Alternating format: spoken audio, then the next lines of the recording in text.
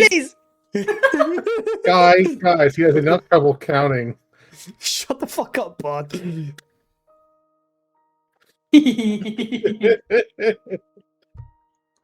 Imagine that stream canceled because we're all being mean to each other. Yep. Just next minute, a pillar gets thrown straight through the hallway. It's like, God damn it. Anyways, hello everyone. Hello, everybody.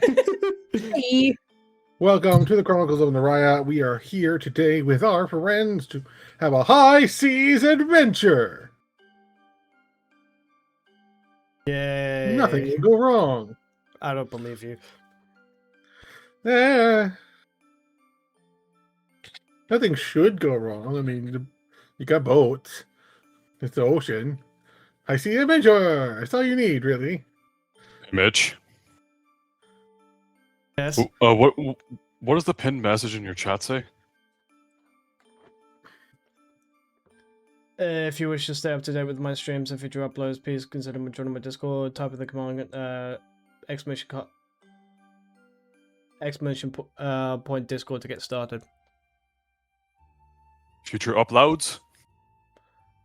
Oh, fuck Upload! off. Upload!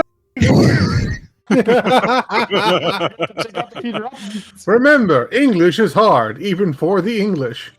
English is very hard. English is Don't hard. bully him. We bully him for his counting and for his English. Not only is it his native language, he comes from the country he comes from. And now he lies back, accepting his doom. Outing. Pout. / pout. While Mitch is pouting. Oh, baby. Yes. While Mitch is pouting, God. yes, you should absolutely join the channel Discord. You won't get a lot of updates about the game itself, but Bishop does a lot of other wonderful streams and excellent content. Usually it's I'm currently streaming God of War 2018 and actually uploading my shit onto YouTube this time. And after 2018, I will be doing God of War Ragnarok. And Bob was there for the first moment I played it. And oh Yes. boy. oh boy. I was there and I cried. We cried together, damn it. There was not a Tears dry were eye. shed together. There was not a dry, Not a dry eye. in that eye. fight. We all cried like bitches. It was an emotionally mixed game in this, and yes, Mitch is returning to Dad of Boy, and then Dad of Boy 2, the Road to War, prepare for Mom of War, which is also looking like super fucking good. Oh, I cannot wait for Laufey. I cannot fucking wait. And Deborah. I saw an interview with her where she talked about how she had to she swings the sword like an axe because she's used to using an axe, and she swung the foam sword in like the mocap, and she fucking broke it in half. Yep. She was so Like, in the moment. yeah. She was so in the moment, and then she just went, "Oh my god, I'm so sorry." She's great. We love her. So we're here for some D&D. Do we have any other special announcements? No. Actually, I do have a further announcement. There will be a celebration with it on a later date, but a formal congratulations to Sketchy Irishman, also known as Jacket, for reaching affiliate officially. Woo! Huzzah! And this is the part where I kill the mood by revealing what alcohol I got.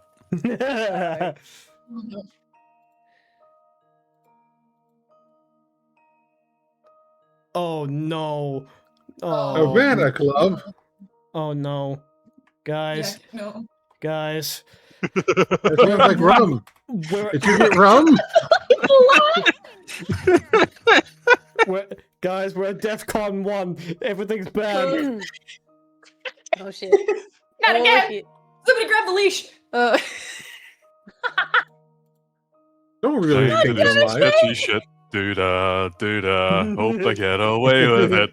Oh, you do that. Fuck you, Also, Wayne. don't reveal his kinks on the stream. That's rude. Anyway. said, "Go get the leash." Do that. Keep his mouth shut. No, I can't DM. Oh no, what a shame. Alrighty. Oh no, what a shame. Oh no. Typhoon! You guys are in an unfortunate situation where our players are in the middle of the fucking ocean, and I can just slash spawn typhoon. Shit. I'm not gonna, but it'd be funny. Well, I'm not. Oh, I that was don't a know. nice shit. We will see what the dice roll because we're in a because this is something of a traveling session.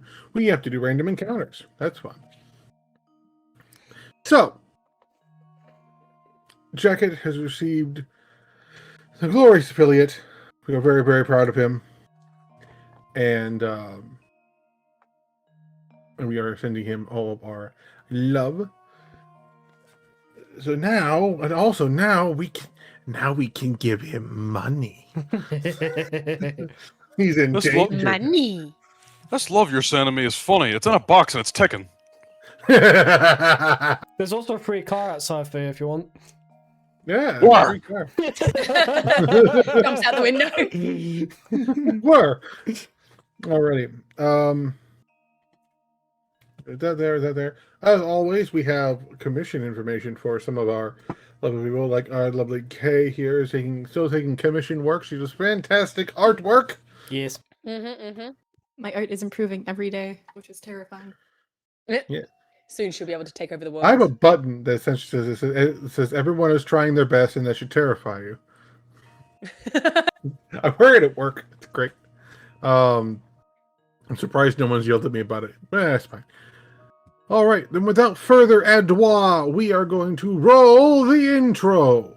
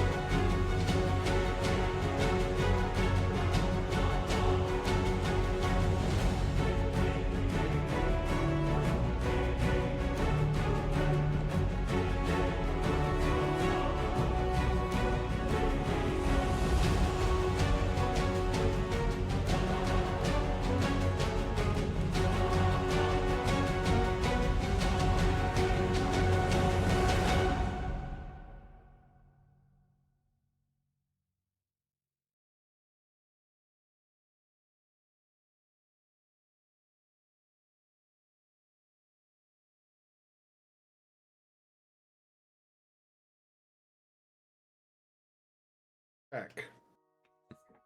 Hello. Welcome back, everyone. Titties. Titties. Welcome back in Titties for All. Really? Clear. Yay! Fucking wish. It would improve No, the I will be mood. seeing titties later.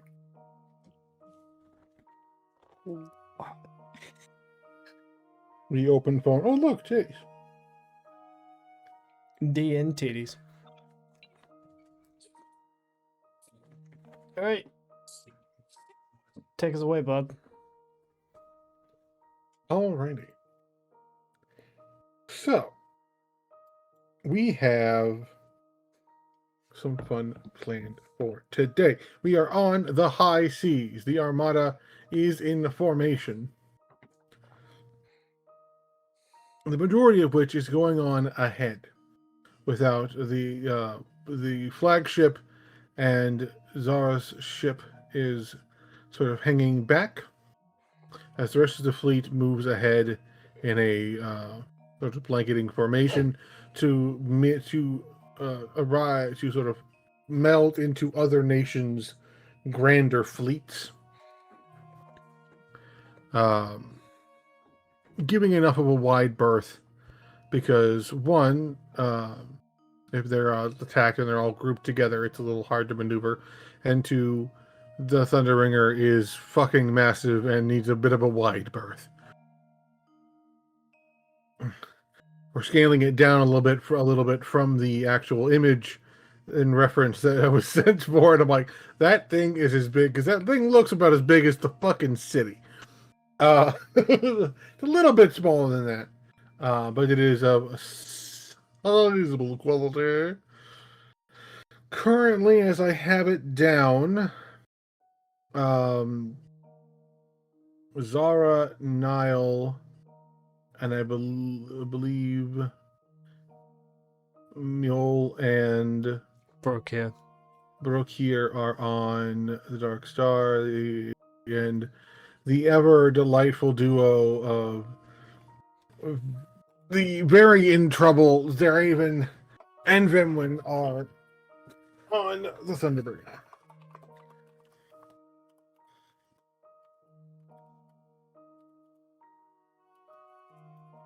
And Gweird, who will be joining us for the big boss battle in God knows how many sessions, is currently on the airship helping coordinate that effort. Since the nation currently keeping him under house arrest in Coldport is currently having a civil war. So, he's a jailbird. Somewhere in the sky. Ha ha, bitches! Freedom!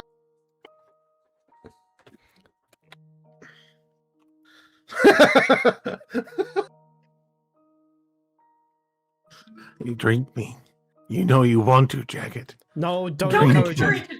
Don't entice him. It doesn't help that that the bottle is sitting right behind my fucking desk on the fucking shelf. Staring at you. Yes. Oh, No, that's the Bard, not you. It's all good. no, it's for me. It's for me. He's being an idiot. Asshole. Being... Anyway, we are on the boat. Let's roll. So we in Coldport, it was fairly clear weather. We are going to skip ahead a couple of hours of being on the sea. We are making our stride, and things are a little bit more relaxed at this part of the ocean.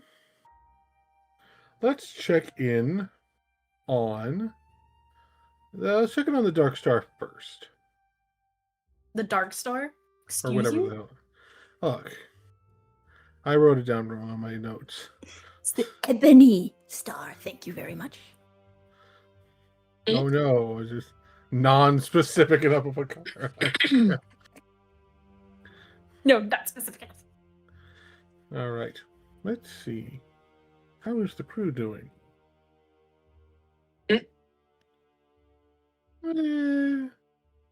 Crew's doing all right. 15 out of 20. Crew's doing all right. A little nervous. Their first voyage in the brand new ship, but yeah, they're learning it. They're getting the handle. Brand new everything.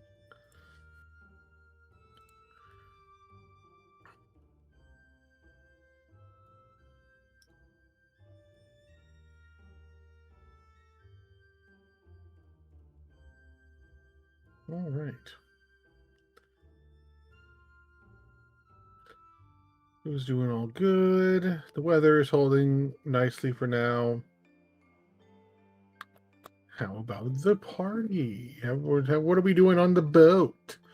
Is anyone helping contribute to the boat shenanigans? I have to drive the boat, so I am At the wheel. I mean, Vinwin and Draven obviously aren't on Zara's boat, so.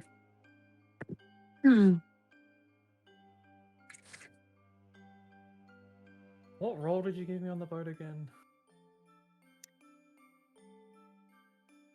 I don't think you asked her.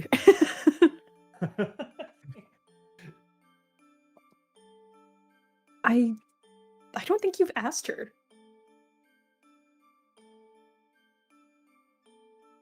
Zara, what do you want me to do? You will be. That's a great question.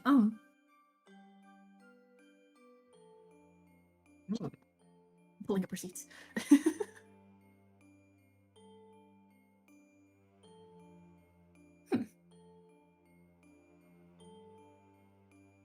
I think you would be the perfect match to be my second in command.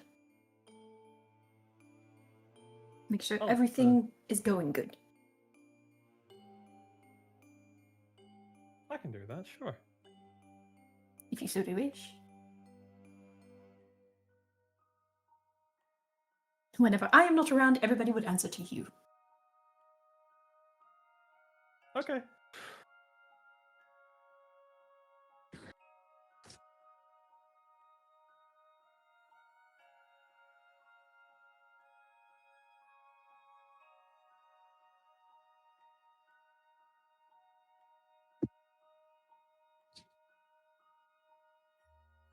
So do you know where you're going? Follow the big boat. Yes. The big Do they fuck know off where boat. they're going? To the island? Just checking. I promise you I know where I'm going. I think Broke here is standing at the bow of the ship, just like staring forward, and he's got his hand. He doesn't have the shield of the Aegis out, but he has the hammer out, and he's got like the pommel, or like the pommel. I guess it's still called a pommel on a hammer. The pommel on the deck, and he's holding onto the head of the hammer, and he's just tapping with his finger on the top of it, making a nice little tick tick tick tick tick tick tick tick.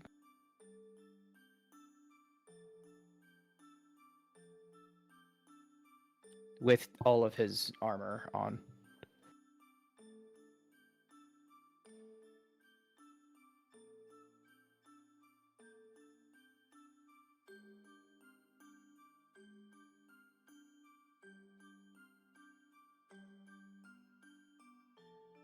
Oh no.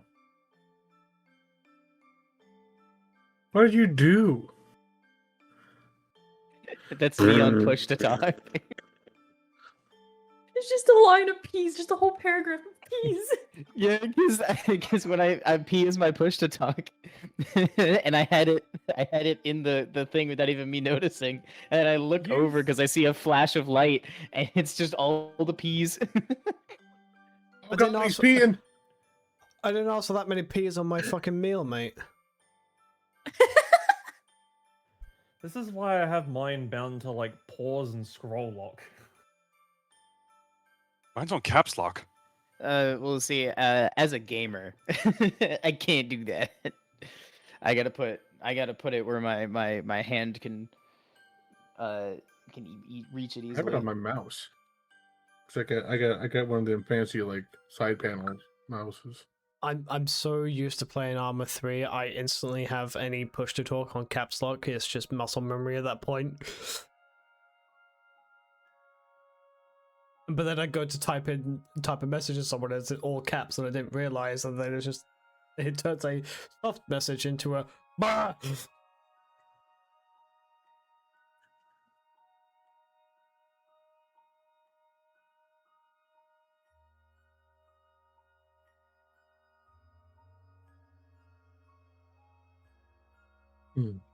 So what are you guys doing?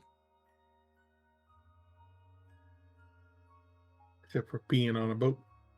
Being on a boat? I think for a good little, like 30, maybe 40 minutes, Zara is dead silent. And she starts humming a tune. For the first time in 2 months, starts humming a tune.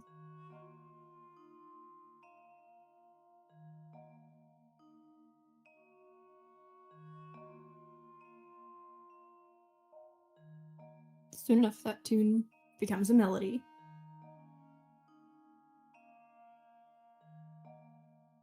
And she starts singing a particular song I have in my thing.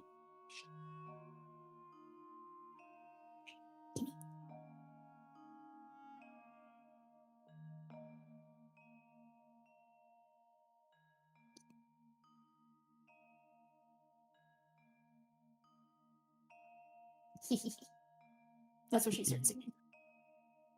Oh.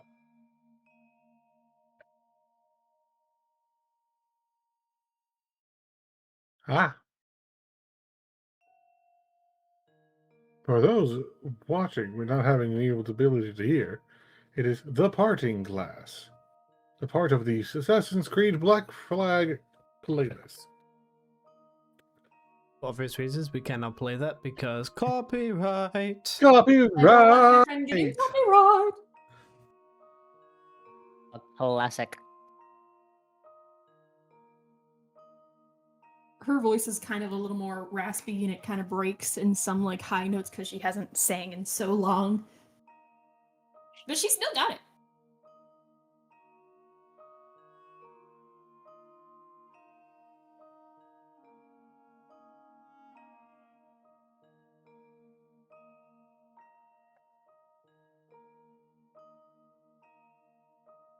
The crew does seem to be working better under the song, just sort of moving with the rhythm. The percussion of the ship adding to the performance.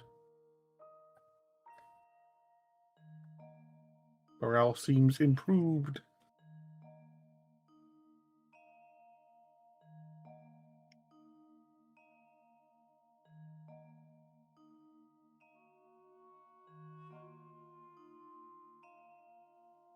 All right, fuck it. When Zara is done singing, Brokir is going to lift the hammer by its head and just bring it back into his body so that it's just sheathed, quote unquote.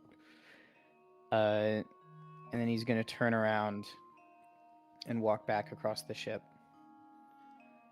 and go up to Zara.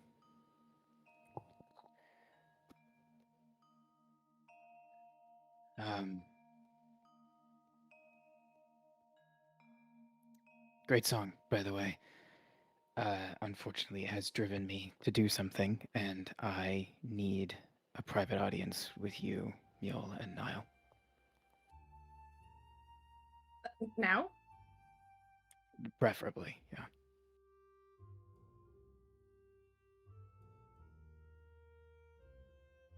All right.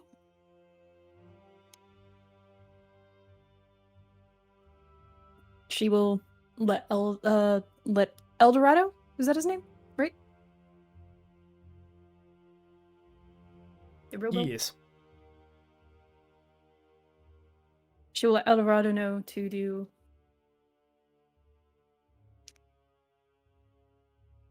autopilot. There we go.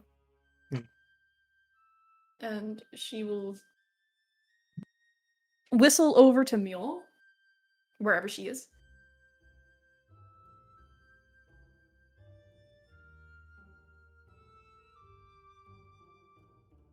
And announce.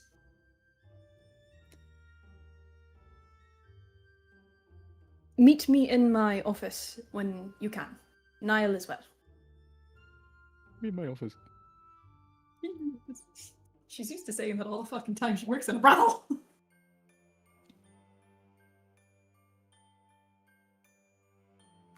say that more than me, and I was a principal. Very lax Listen. principle. Listen, some people need to have words said in private.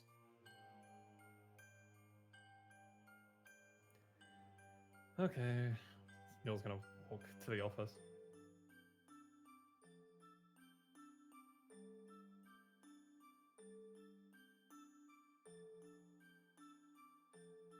They all gathered think- her captain's quarters. I think Broke here, like, once Zara said okay, immediately walked down to get into the office, so he's down there first. It's like it's locked. It's like the door's locked. Just casually runs into the door. Just, oh, okay. Warden, it's. I think it's locked. Yeah, I see that now. Do you? He says, standing like directly in front of the door, like 2 inches from his face. Of course, she'll unlock the door and she'll walk in and she'll sit behind her desk.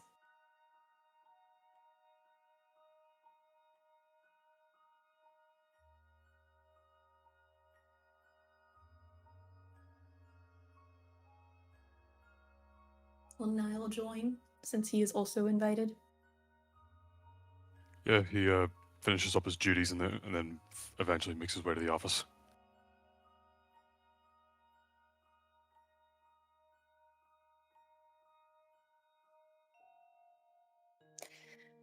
Right. Auden, what did you want? I think he's standing in the corner when Mule and Niall walk in. He has his arms crossed. And he's still got the full armor on.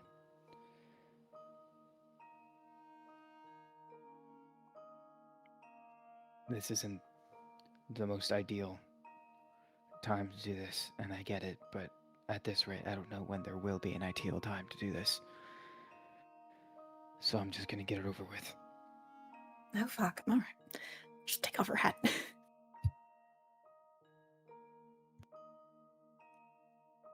Also, preferably Draven and Venwin should be here, but they've got enough on their plate right now, and I'll address what needs to be addressed with them later.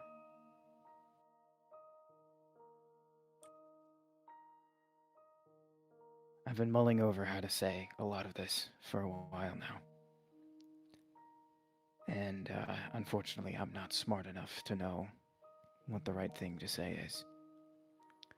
So I'm just gonna say it like it is. And I'm gonna hope that you guys trust me.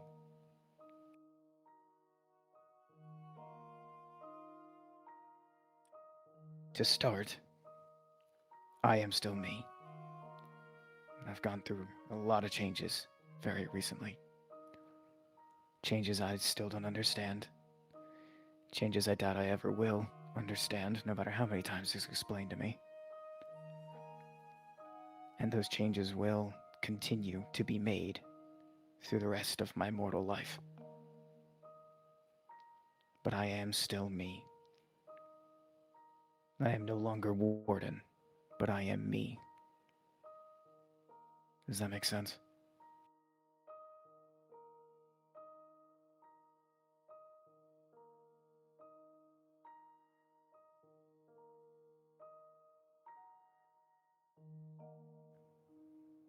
Yeah, it does. To me. You see no issue in it?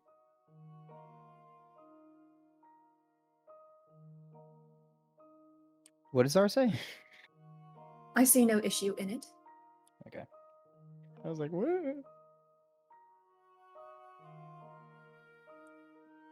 Great. That was the easy part. Now comes the hard part. And then he'll move so that he uncrosses his arms and he steps so it doesn't really matter where everyone is, I guess, unless Mule and Niall happen to be standing close to each other. The point is that he stands so that Mule is behind him and he's facing Zara and Niall.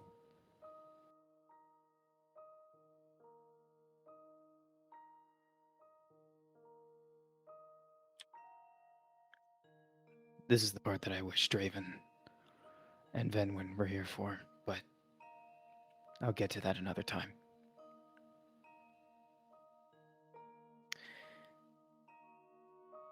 We, as the Guardians, have been through a lot together.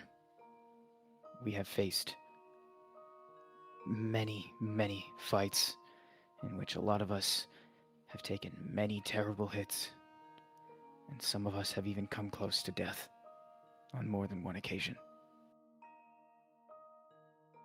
And every single time, I am one of the first people to be at the side of someone who is failing in the moment, before, and after. That is my job. That is what I do. But that has never stopped any one of us from doing the same thing to any other one of us when we needed it.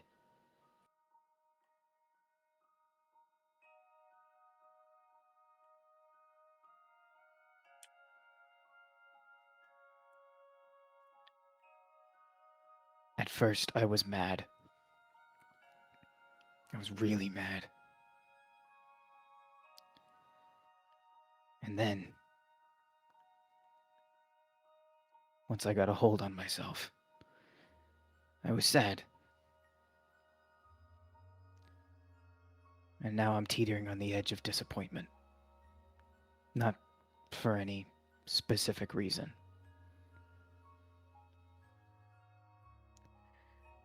But because of the trend that I'm noticing.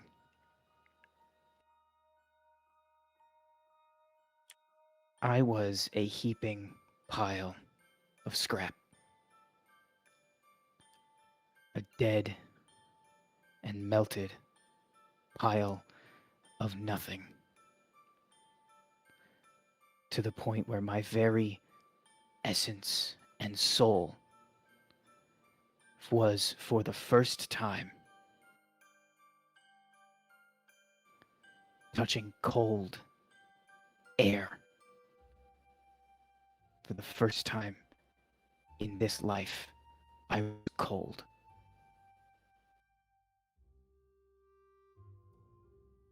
And neither one of you even looked in my direction.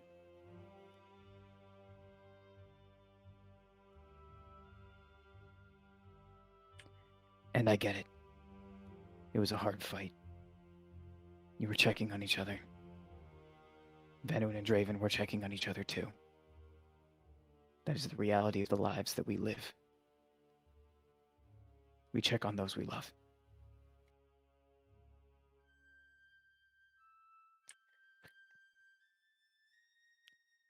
But none of that is anything new.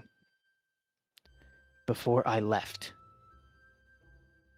before the changes started happening, when I was still Warden, we all always checked on each other after fights. Didn't matter how badly we were injured. It didn't matter where we were. When the dust settled, we stood together.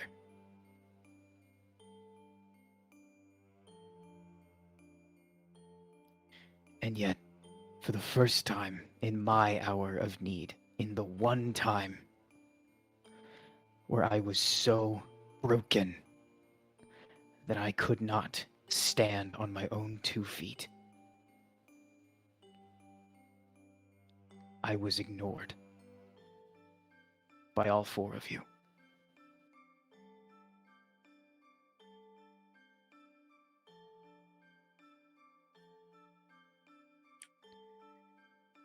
And it hurt. And I get it. But it hurt. And the only reason I'm not looking at Mule right now is because she checked on me. And not only did she check on me, she and a god checked on me over everyone else who I have stood beside and fought beside.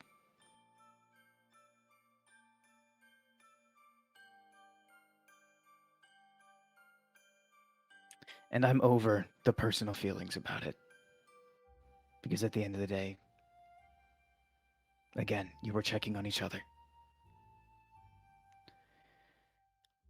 But that was the first major fight that I had been a part of with all of you since I left. And for such a drastic change in how we treat each other to happen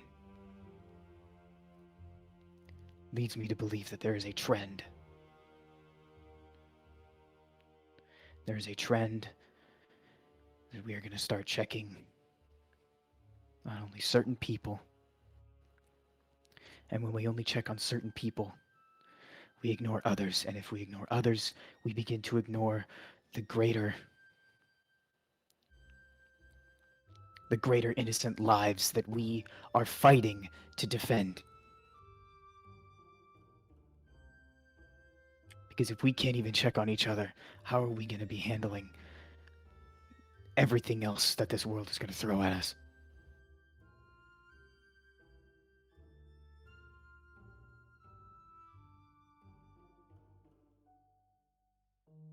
I'm not angry. I'm done being hurt over it.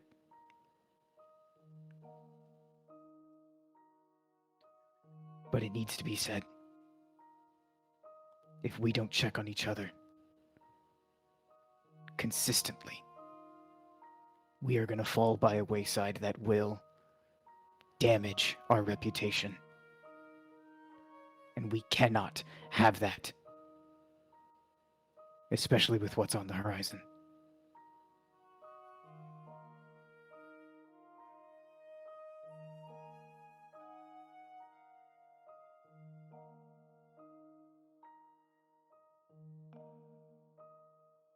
Thank you for airing that out.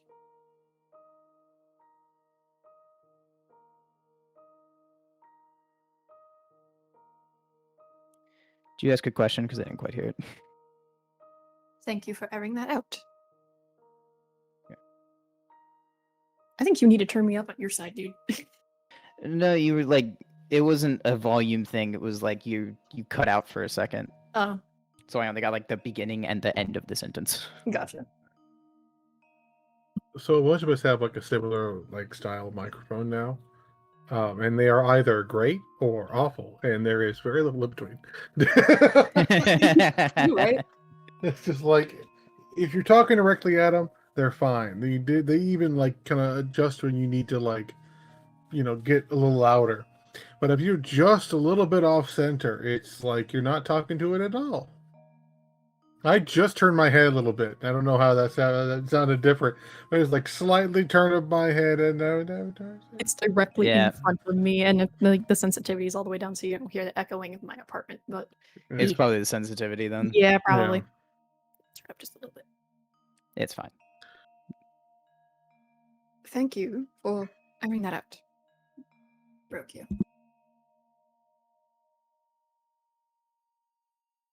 And I will admit my mind was elsewhere during that fight.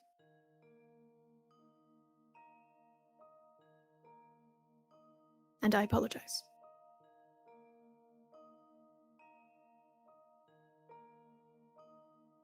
I'm sorry I never checked on you. Like I used to when we were first starting this whole mess.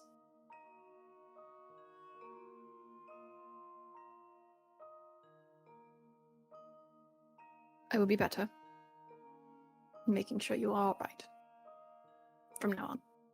Mentally and or physically. I'm not saying this for myself, I'm saying this for everyone. But I get it. Thank you. Our duties have doubled in the amount of what it has the last time you have majorly fought with us, so our minds are immediately going to be towards others rather than ourselves. First, of course, those around us and those we care about. But Draven now has a whole city to take care of, Venwin alongside him.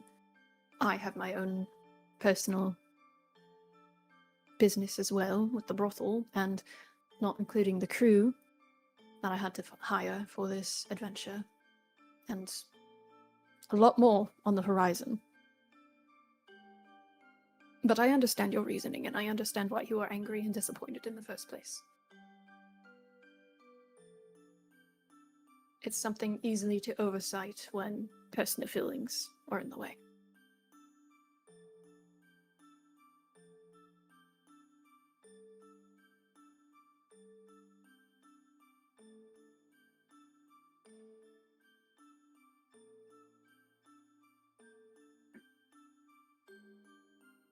Like I said, a lot's changed for everyone.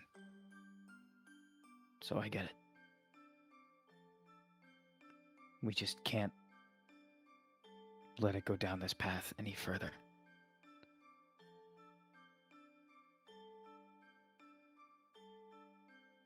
I agree.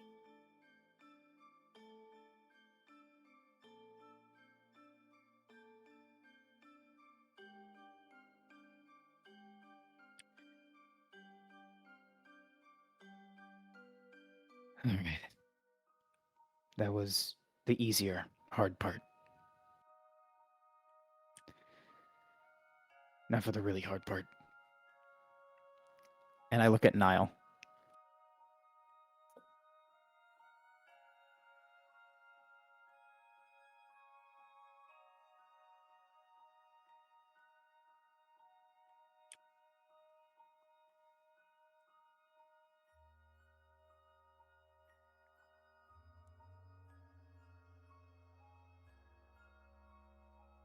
Yet another trend that I'm gonna nip in the bud.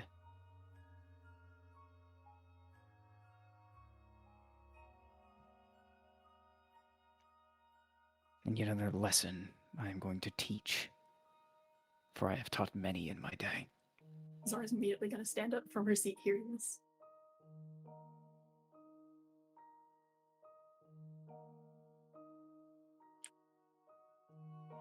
Now I could teach it the hard way, but considering where we're going, I don't think that's going to be very productive.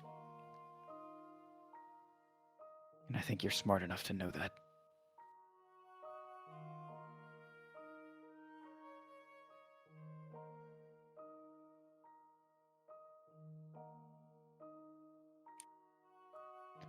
So I'm going to give you one chance, Niall. Tell them what you did. To me.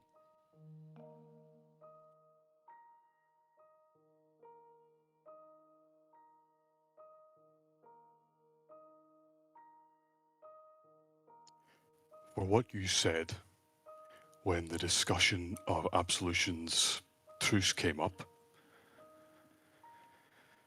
I concocted a mixture that would create the appearance of rust without any of the damage.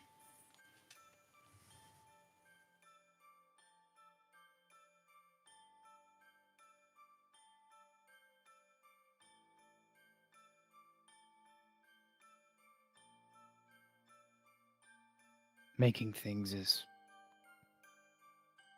what you do. There's no crime in that. What did you do with that concoction, Niall?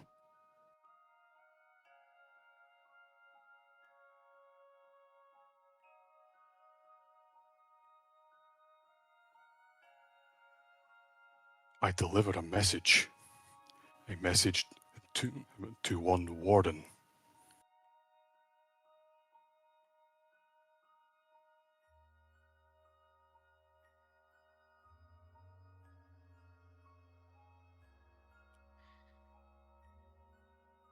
And see, here's where I think the problem is.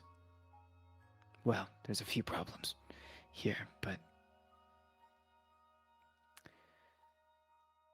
unfortunately, you're mistaken. Your message was sent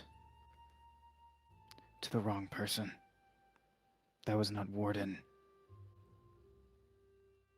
That was me. And I am much less forgiving than he was.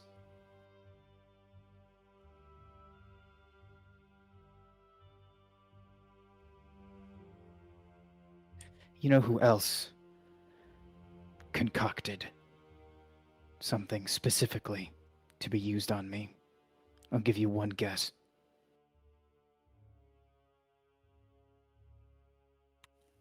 I'm not a mind reader. You don't have to be a mind reader. You were there. All right. Easy.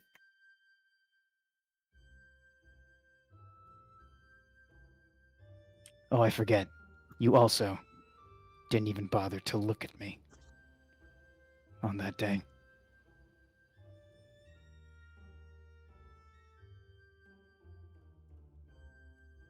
So let me remind you. Kavavek. Kavavek spent a lovely amount of time concocting something to use directly against not me necessarily, but people like me. And it worked very well. It worked so well, in fact.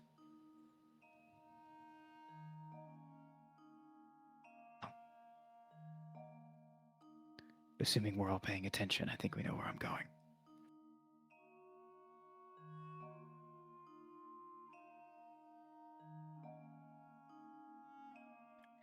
And who waltzes in just a few days later with his own little concoction and uses it on me. You see where I'm going with this? Niall.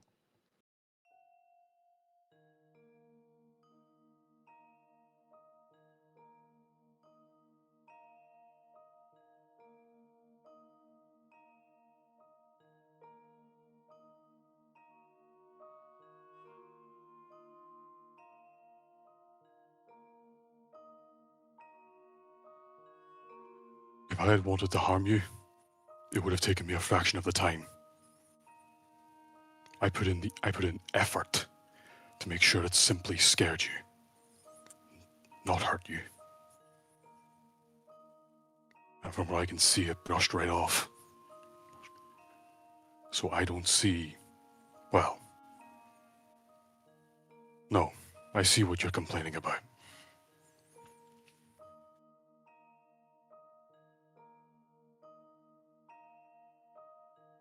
Something tells me you don't.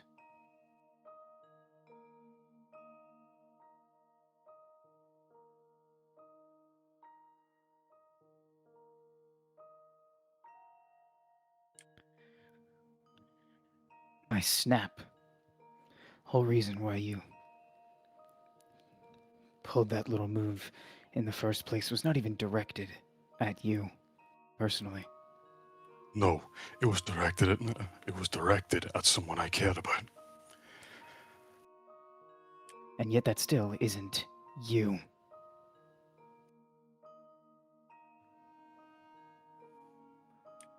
But I get it. And I think you got it too. You were just trying to be a good partner. Well, even if you two weren't together, you would still be Stop. being a good friend, some would say. And I get it. Really. All right. All right. Stop, both of you.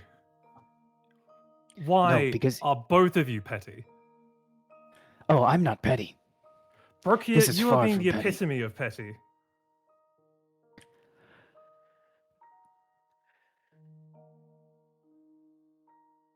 There's airing your grievances, and then there's this.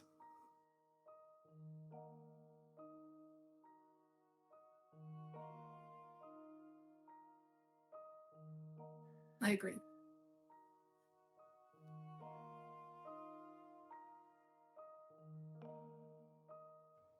And also, Niall. What in the disconnected hells were you even thinking? I was thinking he crossed a line. With her, not with you. That's my point. Brokia, I'd advise you to fix your tone just a little bit, if you do not mind. It's not good for your long-term health. You are not helping either.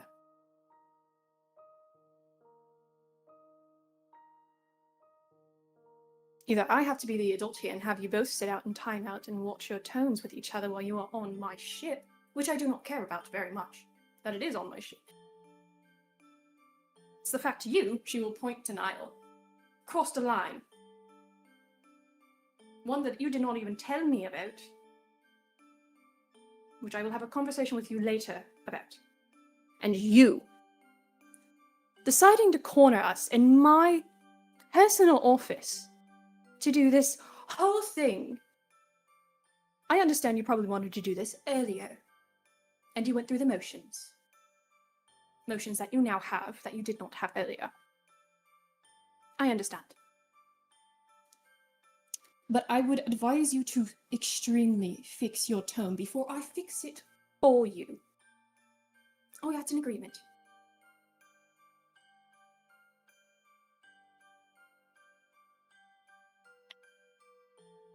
We can stand here and talk like adults instead of being petty children. I would very much appreciate that.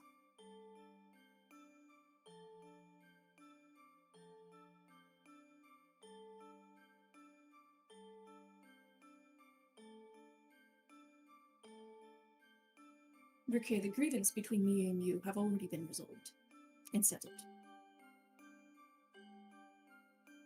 For his little stunt, which is my point. It was a stunt. It was an insult, Zara. It was more than an insult. I did. But that's not the point. The point is that he took the time to be a fucking asshole. I hate to tell you this, but he's always been an asshole. Yeah, well, he hadn't been one to me yet. I was still Yes. holding out hope.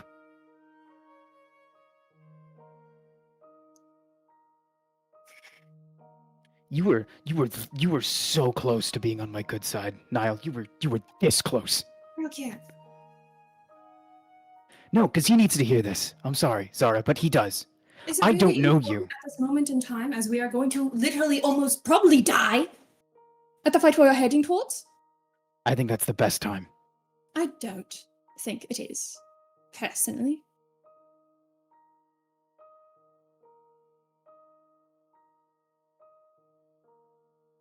If I didn't get this off my chest now, and something were to happen to any one of us, I don't know what I would do.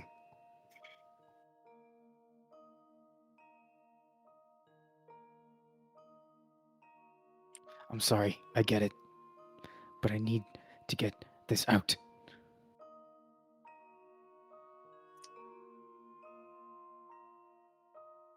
The player has to leave, unfortunately. Damn it! The character is going to look directly at Mule. Zara's going to look at Mule. Mule, please make sure they don't kill each other. I have to go check on the crew. Okay, but I will ask you this real quick, Zara. Yes. Do you think they need some time to figure each other out? Absolutely. Okay, good. Mule snaps her fingers and casts Maze. No, right? The old cast timeout. What a move!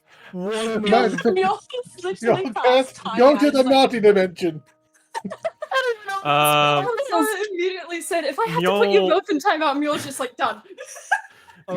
So there's no saving throw. There's only a saving throw to escape, but it's like you banish creatures that you see within range into a labyrinth demiplane. The targets must remain for the duration or until they escape the maze.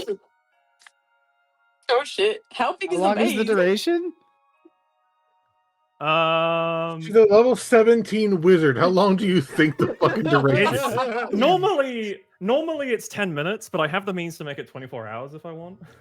All right, what's I'm the save? hoping I might that's not do. what that was.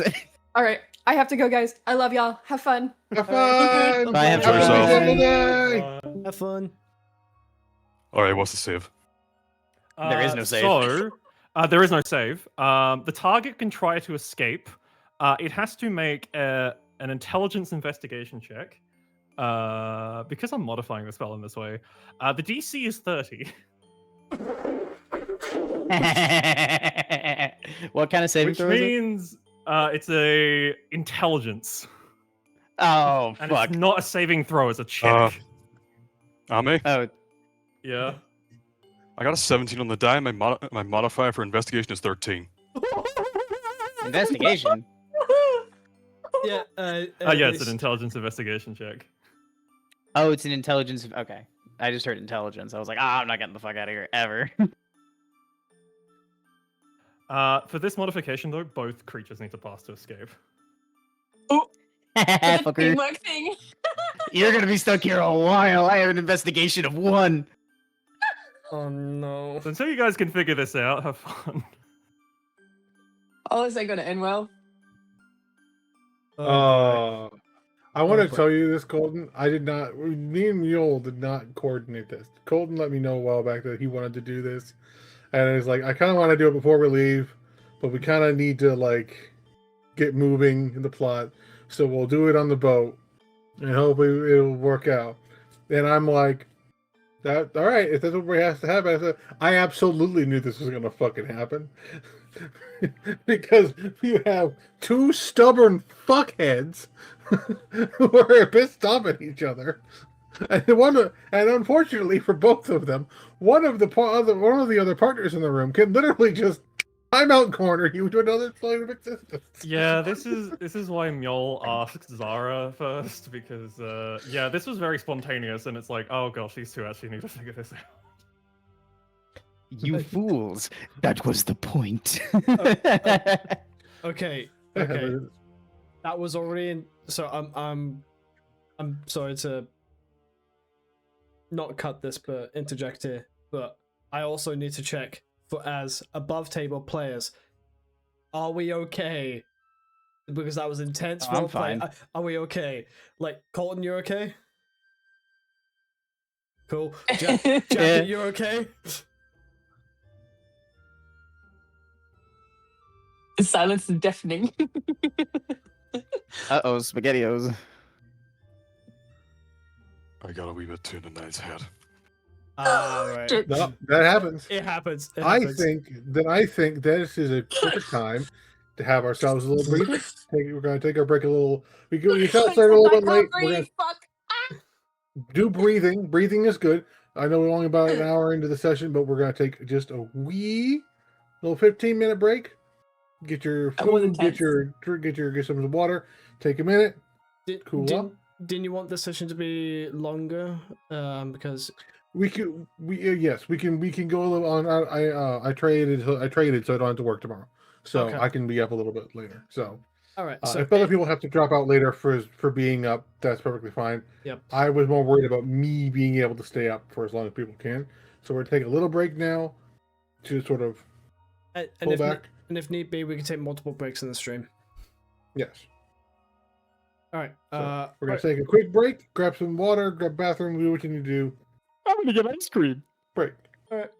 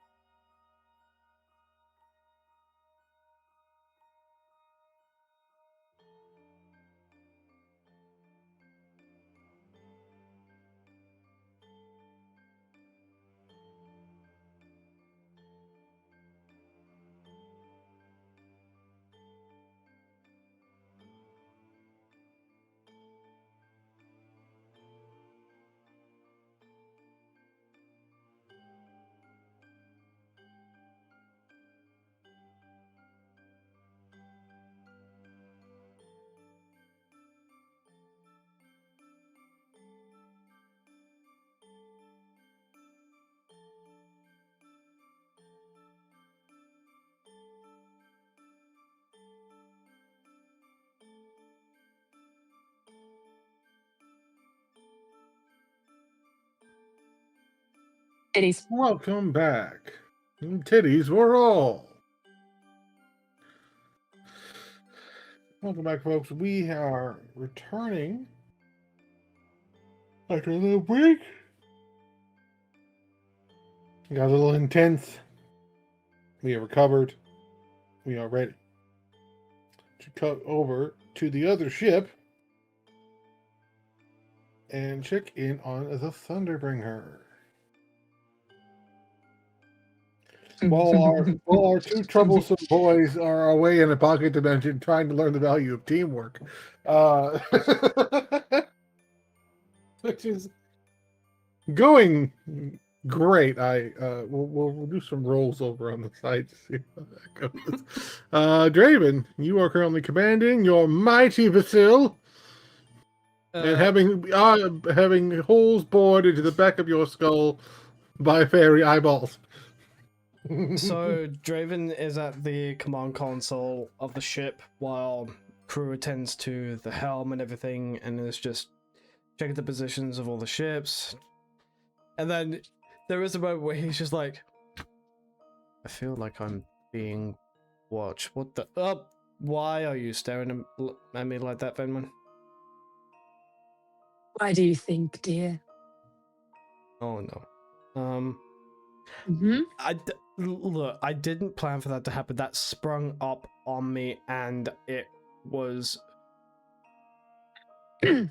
quite a while ago, and I understand why you might be a bit perturbed. It's valid. Not so much perturbed about. Look, any other am I going to have to worry about while walking this world alongside you? No, none. Mm-hmm. You're free to make an insight check of him. Sorry. My brain just went full circle, and I'm just like, went back to the first meeting. Draven had a Venwin. You rolled an inside check, and turns out she actually was sleeping in the fucking tree, and you fucking thought she was lying. It all comes full fucking circle.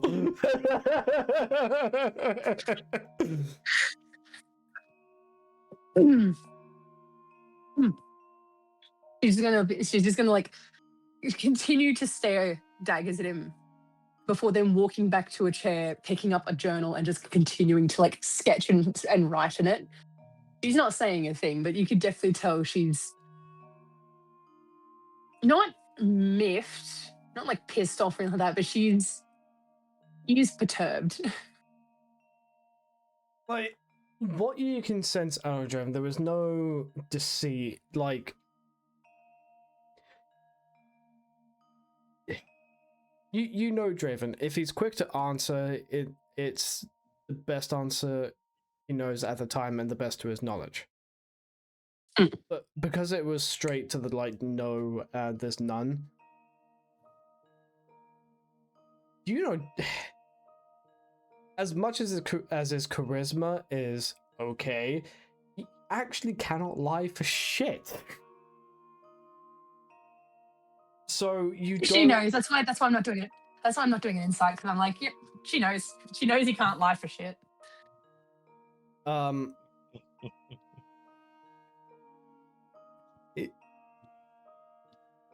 He does kind of like walk over to you, Benwin, and gets down to eye level as you sit down.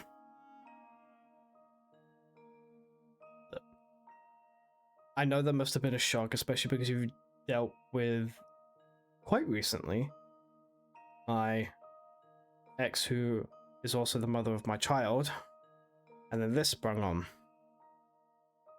I understand that, and I am sorry for what the surprise visit of the second woman happened. Look, you were. I was just as shocked as you were, and I think a little bit more terrified than anything, because that was like a week-long fling, and then that was it.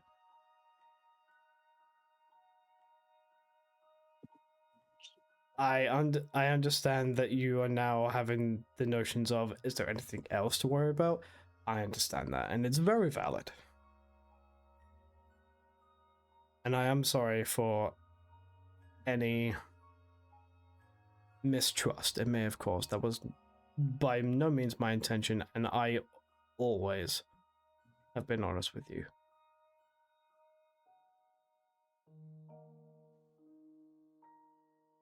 You just see her kind of glance up slightly. Apologies, from the journal. And she just kind of leans forward. You're forgiven.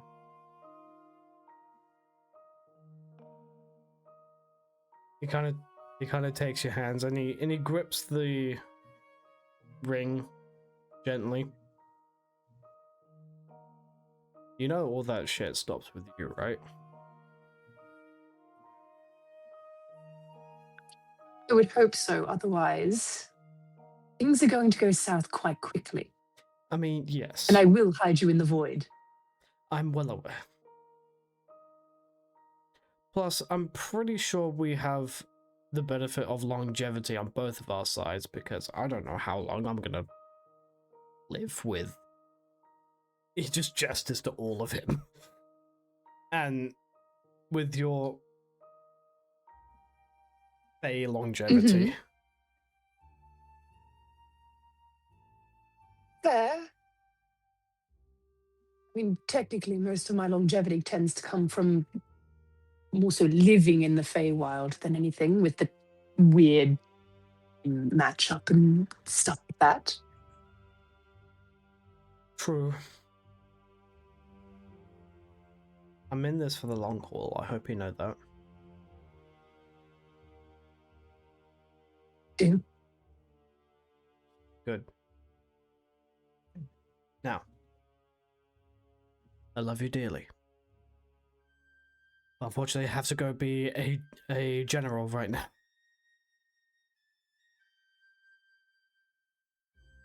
Go be a general. Go do what you need to. Just remember, as night falls, you can come be my Draven instead. That was generally the cutest shit I've ever fucking heard. I am...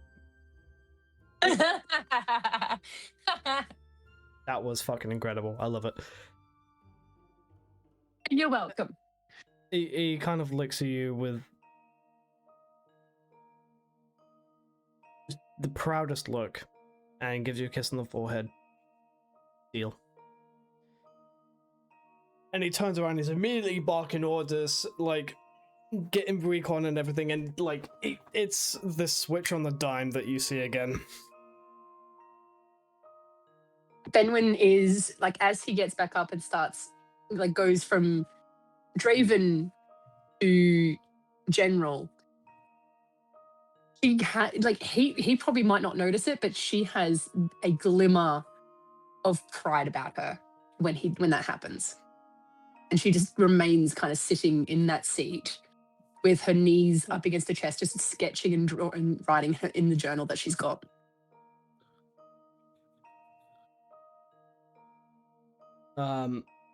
Doing that, he's gonna, Draven is going to, order one of the crew. Open comms to the Ebony Star. Thunderbringer to Ebony Star.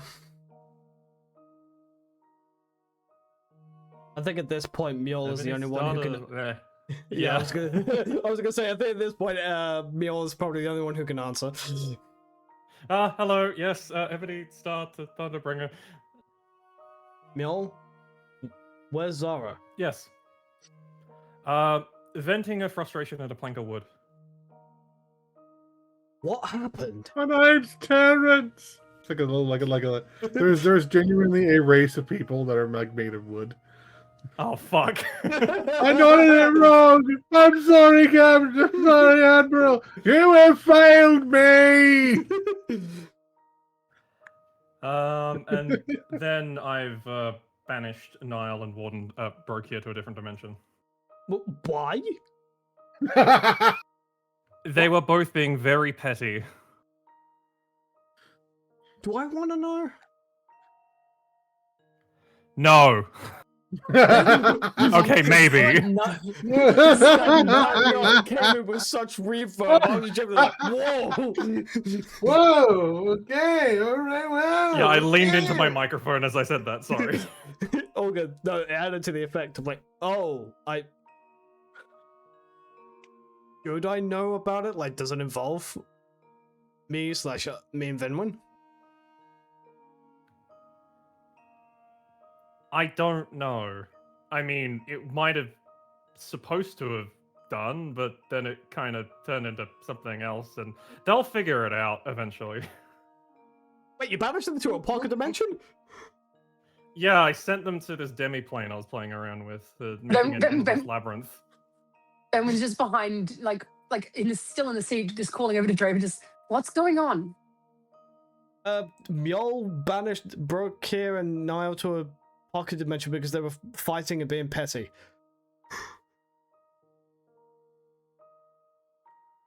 Children again. Yes. Jeez. Okay. All Right. they had to do was tell each other that they made each other uncomfortable, but no, they had to draw it out. Okay.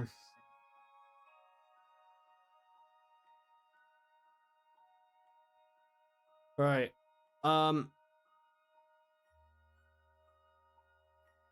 Okay. What I was going to say is it possible that you can send your scout ships along with my scout ships to go on ahead a bit farther so that they can scout the island and report any signs of entry and see if we can gather up numbers of the enemy force beforehand? As our second in command, I'll get right on that. All you need to do is just tell, like, there's a button on the comm that says I think it should, there's a button on the comms that directs to the Ebony Star ships, and you just talk to the scout ships and just tell them what I told you, and I'll do the same for mine. Okay, I'll do that. Right. Thank you. Do Alright. apologize for any background noise. All good. Alright, well, how long are they in that demi plane for? Somewhere between an hour and 24 hours. That's a leap of a that okay. Yeah, I'm still trying to figure out how to cast spells in a coven kind of situation. I don't have the brain to unpack that right now. Anyway, just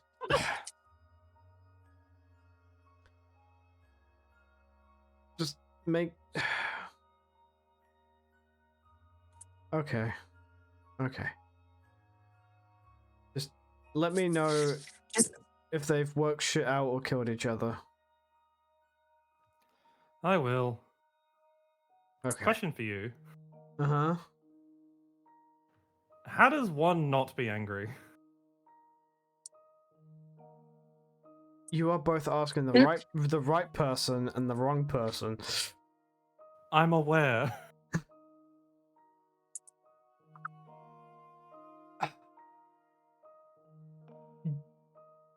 You have to remind yourself and the other person that anger is a valid emotion to have. It's how you conduct yourself and express it what counts. Someone You can just be... suddenly hear Benwin. No, you go. I was going to say, you just suddenly hear Benwin sit there and say, yes, Dad.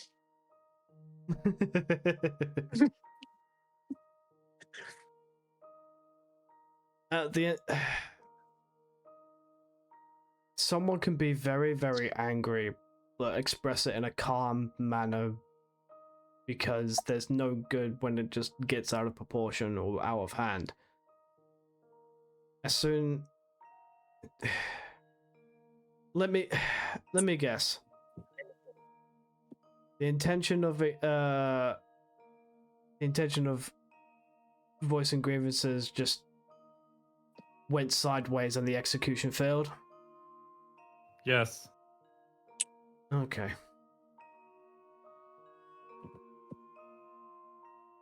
Right.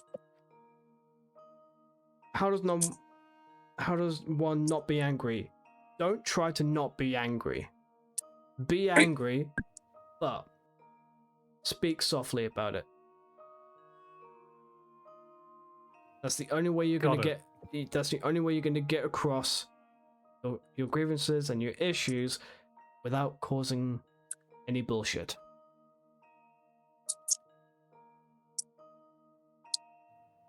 No personal attacks, just blank. I felt like this. I felt like this because. Ugh. Gosh, that's all they had to say. Fucking hell. Yes, yes. Amazing what happens when people think like adults. And I'm the youngest here. How does this say anything? You're wise beyond your years. It happens, and from the sound of what happened with your past, you had to grow up fast. Am I wrong? Well, sorta.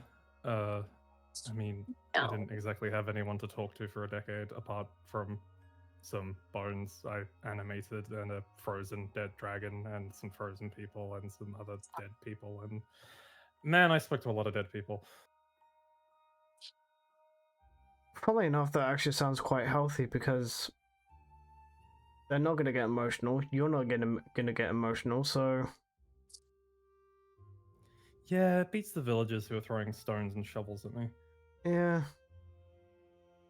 I was the other end of the spectrum. I love that Mjol and Draven have this this conversation on open comm line though. Someone's like, "Get off the comms!"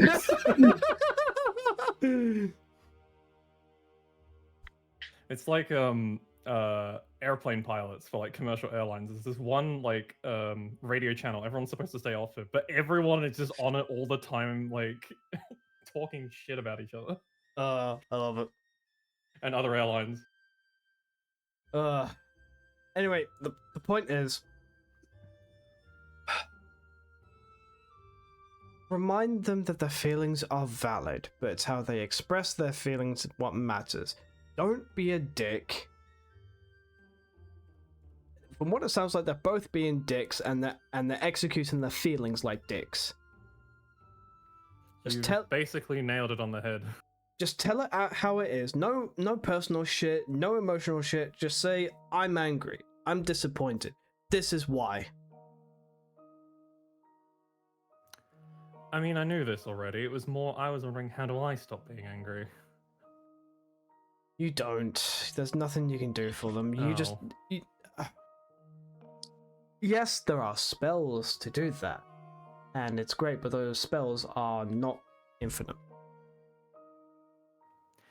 As someone who is apparently one of the most strongest mages in the world, yeah, I would rather find a solution that doesn't require magic for myself. Yeah. Unfortunately, you just gotta let them hash them out.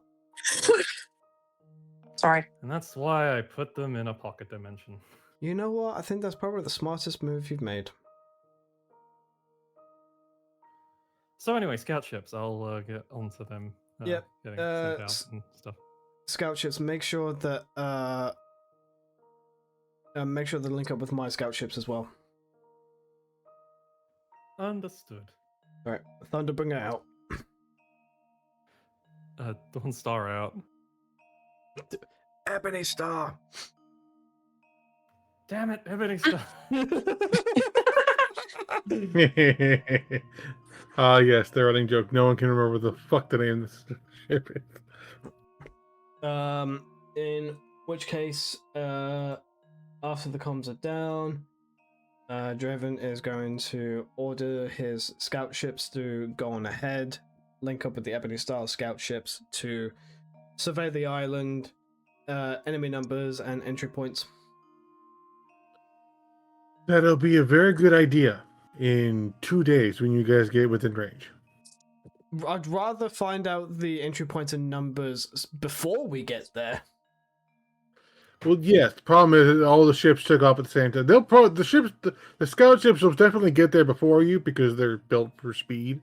Yeah. But yeah, Yeah. having them already in formation to begin the scouting when they are closer is good. Yes. Yeah. Relay. We also orders have relayed. to avoid certain waters. Yes. Yes, there are a few of the dead areas between here and there. But I'm sure all of the troops have like gotten a briefing about where to go, where not to go. oh yeah, these are like seasoned sailors. Right. Like, maybe if this wasn't a life or death situation, we might bring some scrubs along. But no, we need the sailors. No. This is not the mission for scrubs. We need seasoned sailors. Alright. Other than that,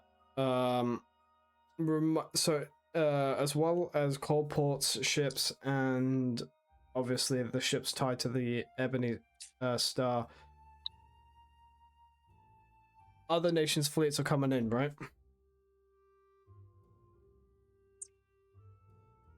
Bud? Like, as well as our fleet, other nation ships are meeting up with us as a massive armada, are linking up, right? Yes, after like a day of travel, there is sort of a rendezvous point where you all sort of get together and then move ahead. You're still about a day out from that. Okay. In which case, Draven is going to alert a crewman. Alert me when the other nation's fleets are within comms range. Aye, sir. Good. Right. Other than that, I think Draven is just going to stay on the command deck and just keep everything organized. Obviously, like, make sure the weapons are maintained, ammunition is stocked, all of that. Good.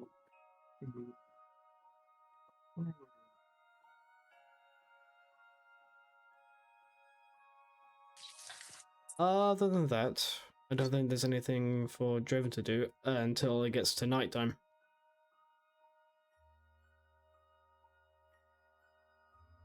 What a coincidence. Nighttime approaching.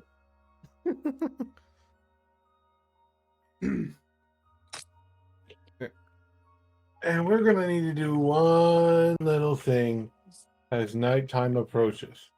Uh-oh. Hey, Venwin. Mm. I need you to make me 2 rolls. One is a perception check. Simple perception. Shit. You say simple. Nothing is ever simple with you. We probably wouldn't have as much fun right here if it was.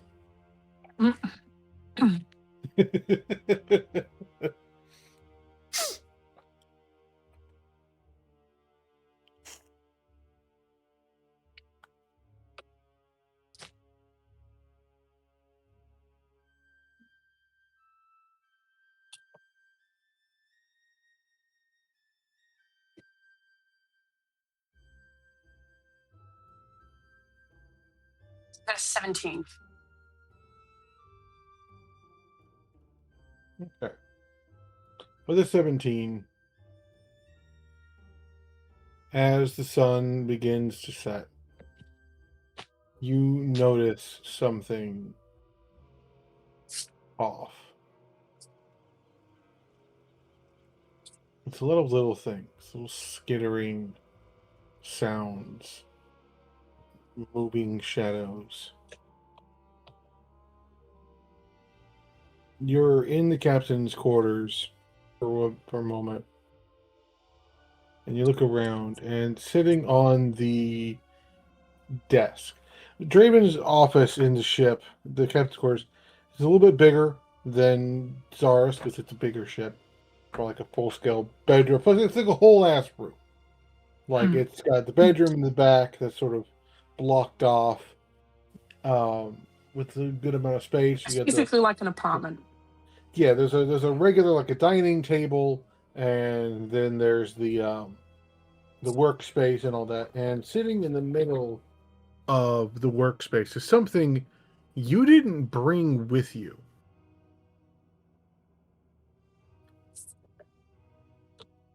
The idol is sitting on top of the desk.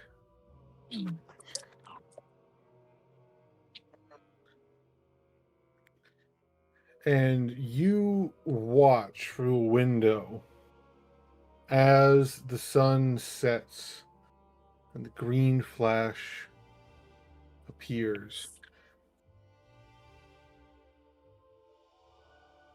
There are two things that happen simultaneously.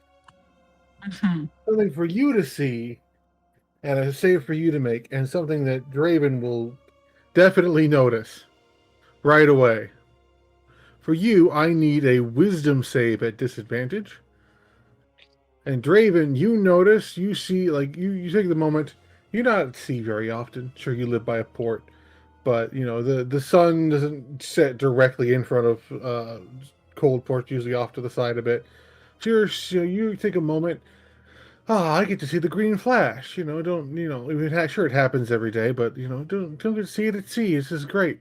And then it happens. And the sky and the whole of the sky is green.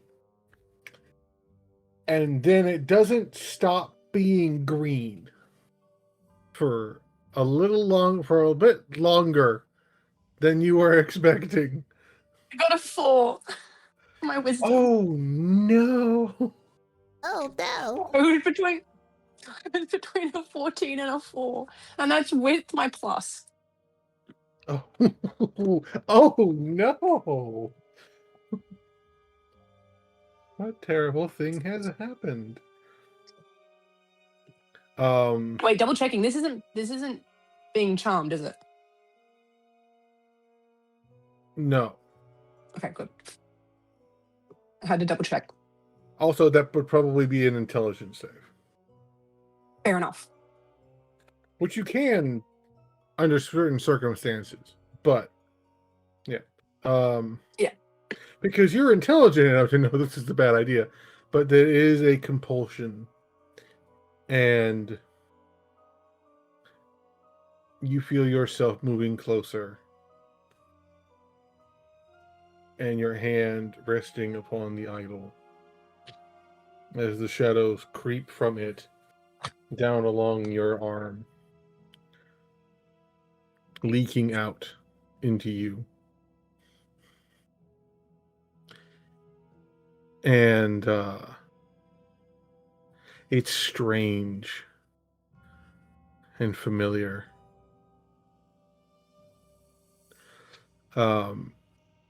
I will allow Draven.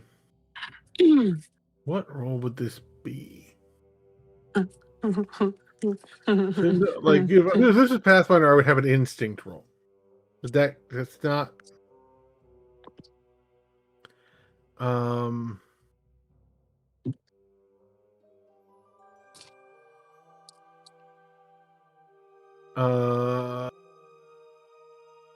Let's call it insight.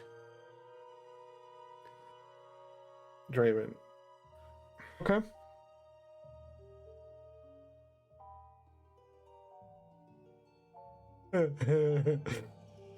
That's 18 plus 9. 27. Okay. So there is so that it takes you a moment. It's just, the sky remains green. The sailors look a bit worried. You're looking around. You don't see Vemwin, but you do see something sitting on a railing. You see a hooded figure with a somewhat alarmingly large golden spider skittering across its hand. And you see this, And there's the immediate first thought in your head. Fenwin. And you take off like a man possessed. And you run to the one to like where should be at this point. The first place you're gonna check is the captain's quarters. And you arrive just a little too late. As she already has her hands on the idol, and there is this conflux of energy around her, of this swirling void. Fuck.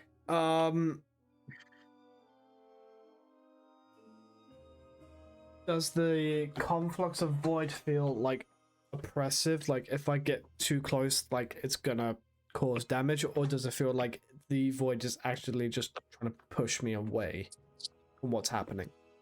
It is sort of a pushing away feeling.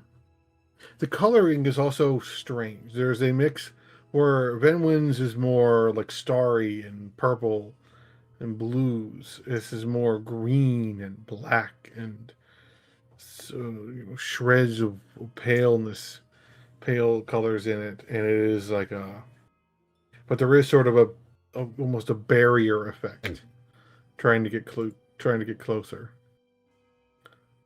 I think Draven at this point will try to push through as best he can to reach Benwin.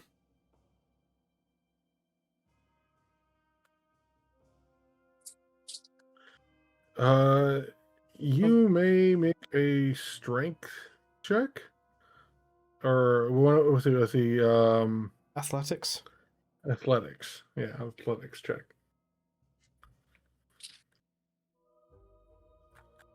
That's a 19 on the die plus 15. That's 34. That is a very good strength check.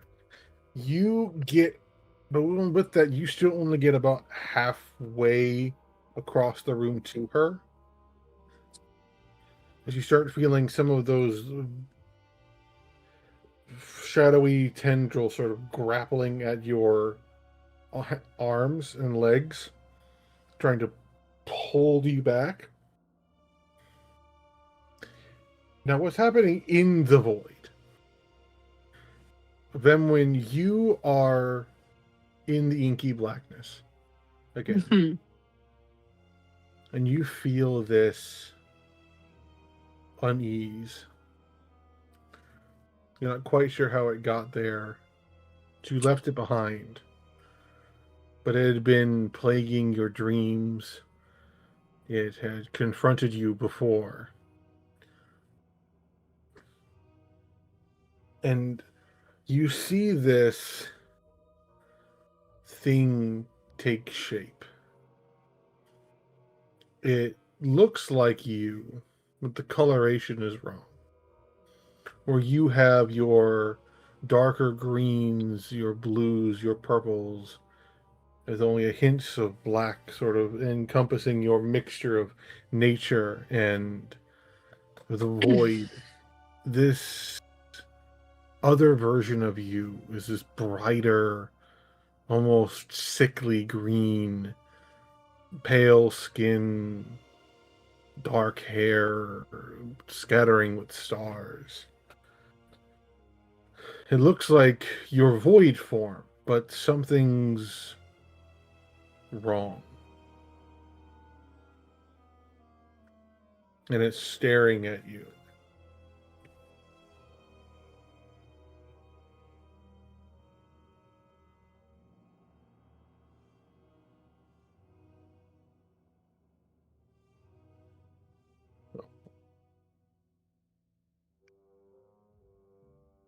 For the sake of effect.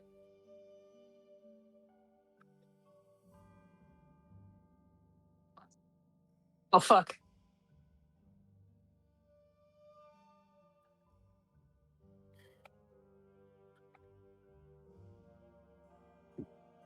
You cannot run.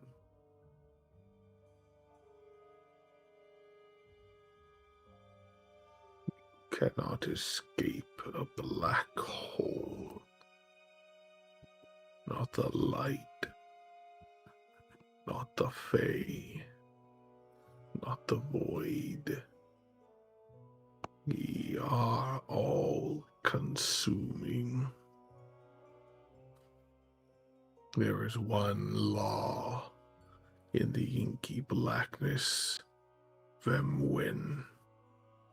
Eat or be eaten.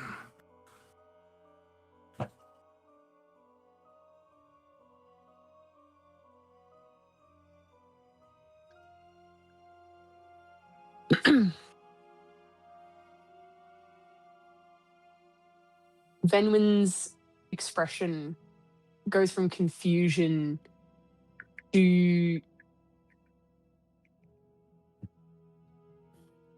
terror in like a split moment. And she just looks at this creature and she just sits there and says, I am not going to run, nor am I going to hide. I just don't want to use it just yet.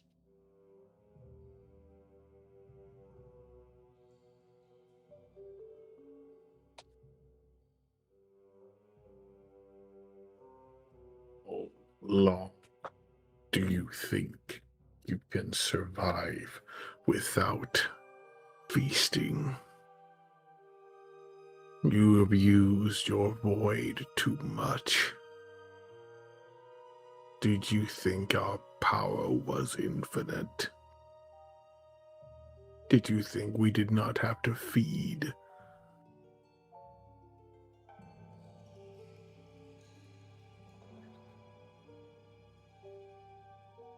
It was the hunger that made me.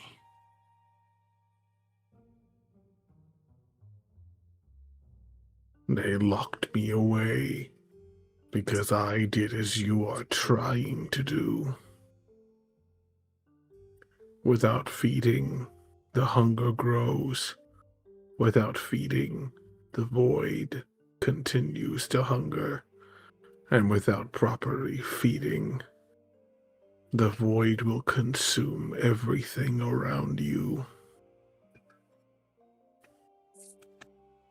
You cannot starve a black hole.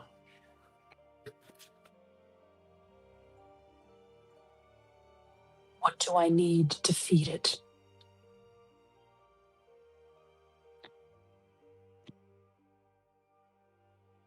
Me. You must embrace the hunger, the thirst for power. You must embrace your greed and not let it consume you. That mark on your arm is not a shackle. It is a key. It is a leash not to hold you, but to rein in the hunger, to accept it, to control it. I rejected its offer. I thought I could manage on my own. I cast myself adrift at sea. When I awoke, I had landed on an island. I stepped upon the shores, and everything on it died. The void consumed them all.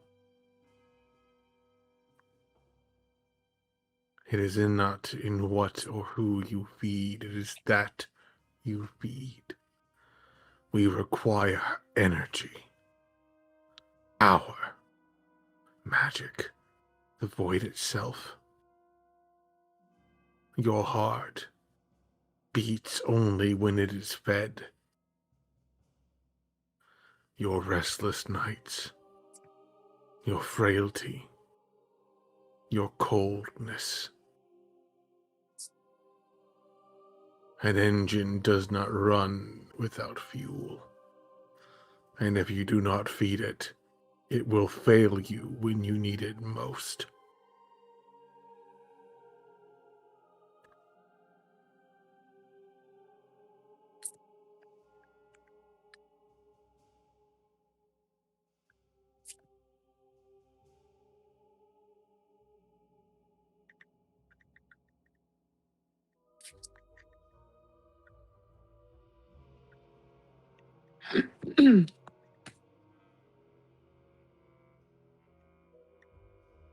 What does it offer me?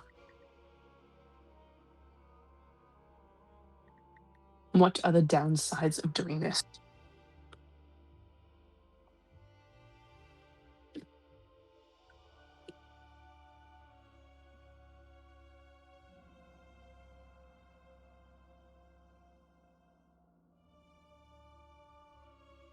There will come a day, long from now,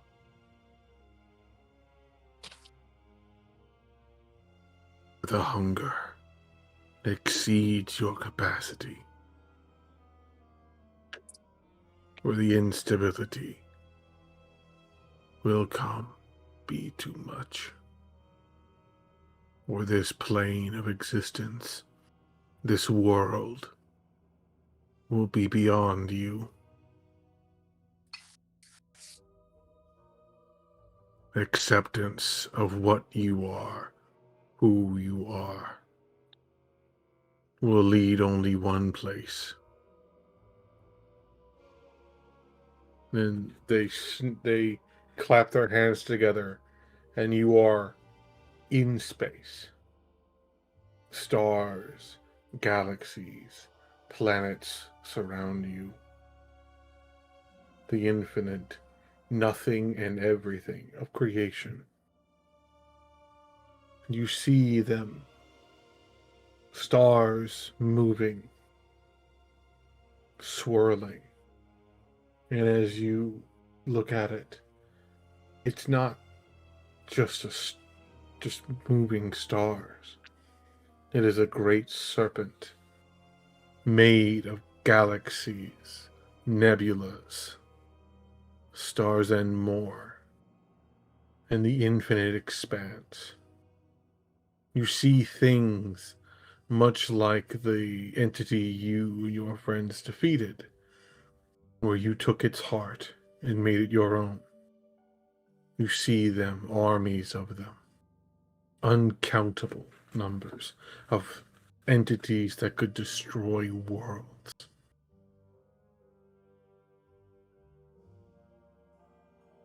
They will never stop coming. They will always come for those like them. The void heart is not a heart.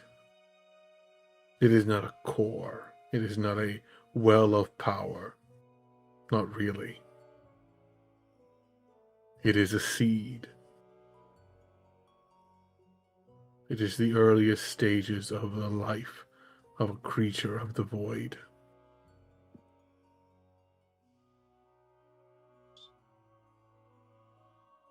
I have enough in me to set the scales to balance, to give you more breadth of power that you will need in the fights to come.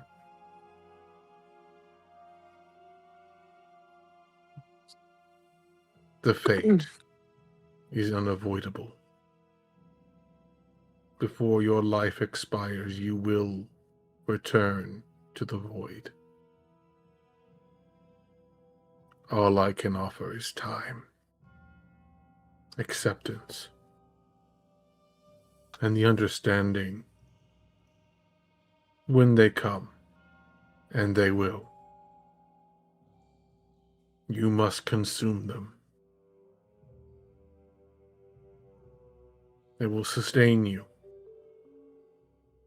but it will also consume you, but at a rate that is manageable.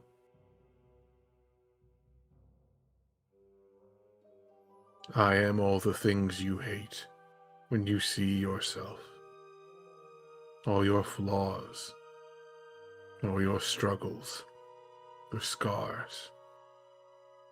I am that day the doctor tried to cut me loose from you.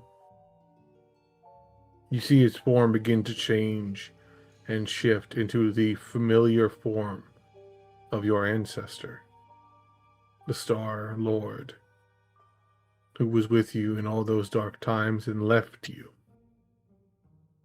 consumed by the artifact when you took the Dark Heart, because it could no longer, at that time, house you both. There's a softness in its nearly unreadable face. Hello, little friend. It has been some time.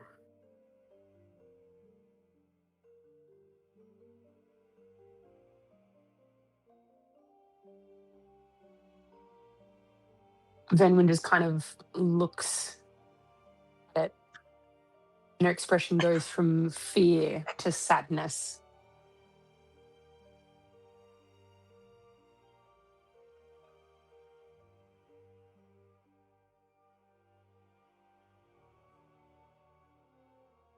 Hello, old friend.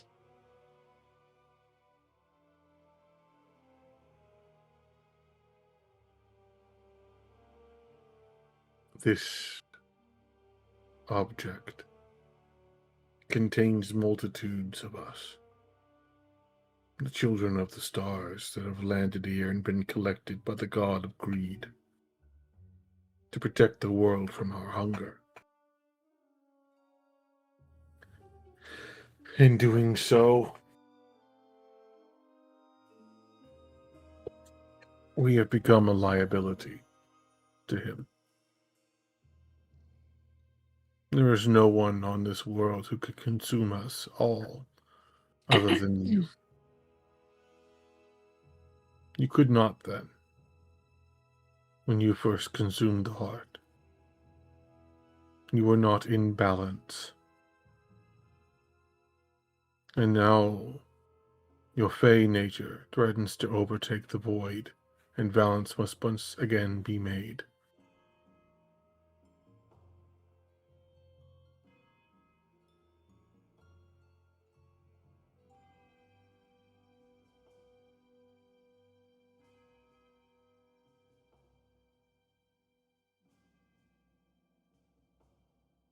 And I am meant to consume another being just to maintain that balance. One of many. You will consume multitudes, conglomerate into one shadow. You will consume the void itself. You will consume the parts of yourself that are less clean, the parts that we try and separate. You are a good person, Dremon. You are kind. You want kindness for others. But you must accept that you do seek power, that you collect the people around you, and collect the knowledge, artifacts like us, and collect, and you bring together, and you cling tightly, greedily. Greed in itself is not itself evil. It is when it overtakes you, when it becomes all you desire is more. But to deny it is to leave yourself hungry. And a starving person can do terrible things with near infinite power.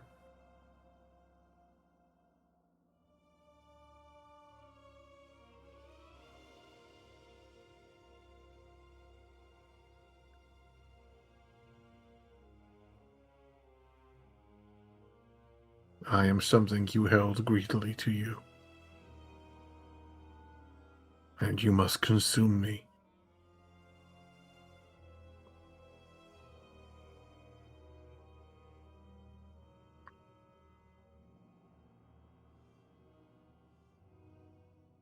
You were my friend.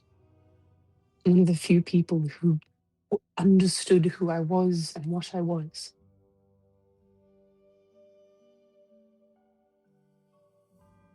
Yes. You were the first in many generations to accept their gift without fear. No matter how much pain it has caused you.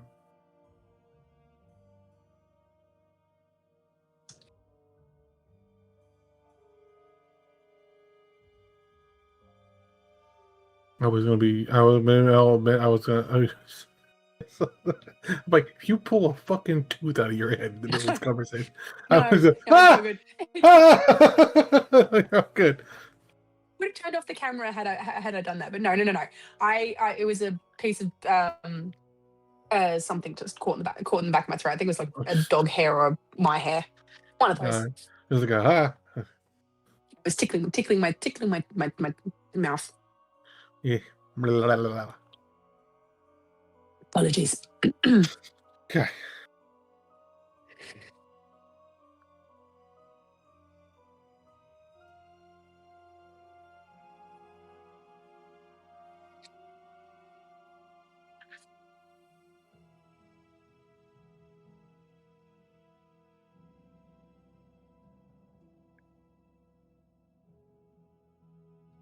Will I die?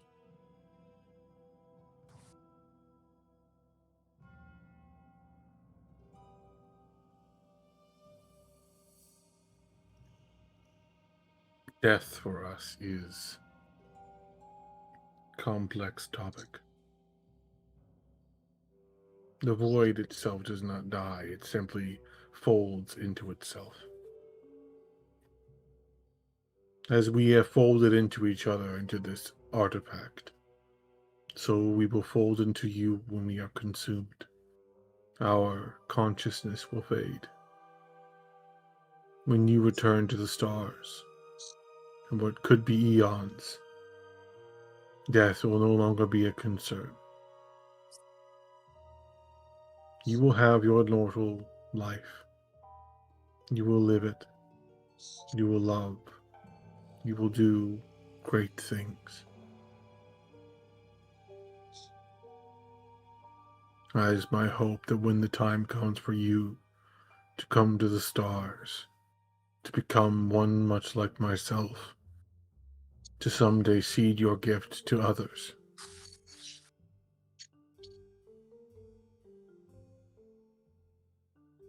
I hope it is without regrets and reservation.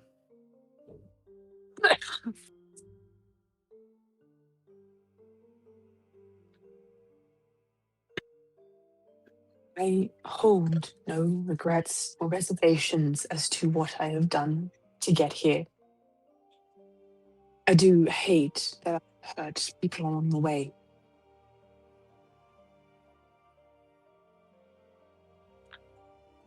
What is the mortal saying? Hurt people, hurt people. You fled from attachment for this very fear that now faces you. Some a better idea than others.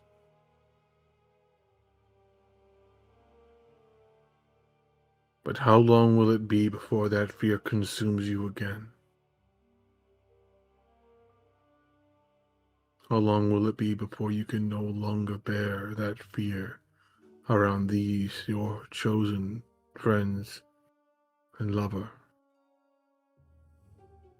Will you let it fester and hide in you until you simply fade into the distance without a word or a goodbye in the night?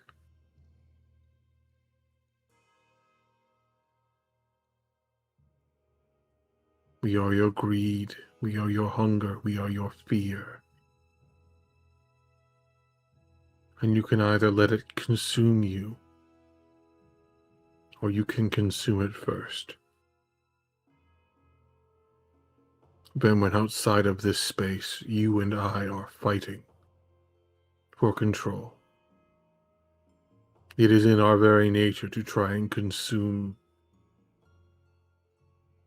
If you do not succeed, if you do not consume me first, you will die here.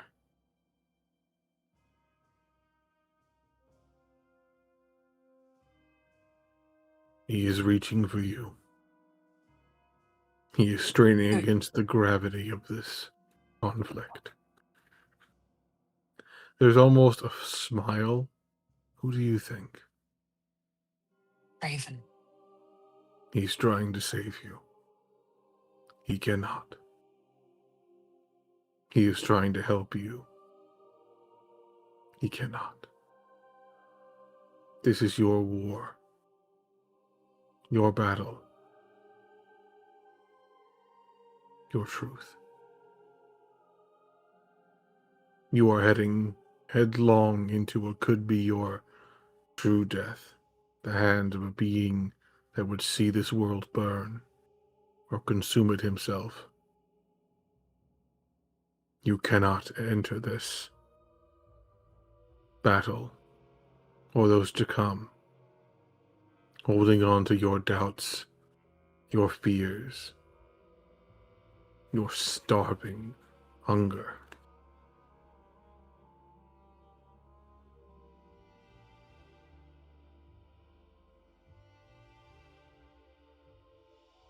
They clap their hands again, and you see Narhi'ya as you're standing on it. One of many pathways the void can take you to the future. And it is infinite possibility. And the one you stand upon is a blank and lifeless world. No blade of grass, no drop of water. It is all gone. And you look around and you see something high in the sky, blotting the sun, but not being entirely off the planet. And it is a sphere of pure blackness and swirling darkness.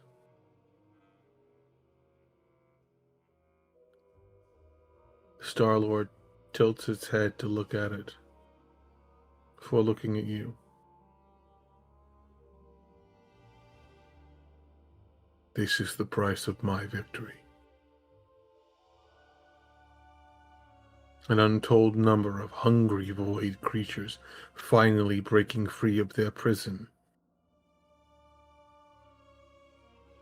They will consume without end.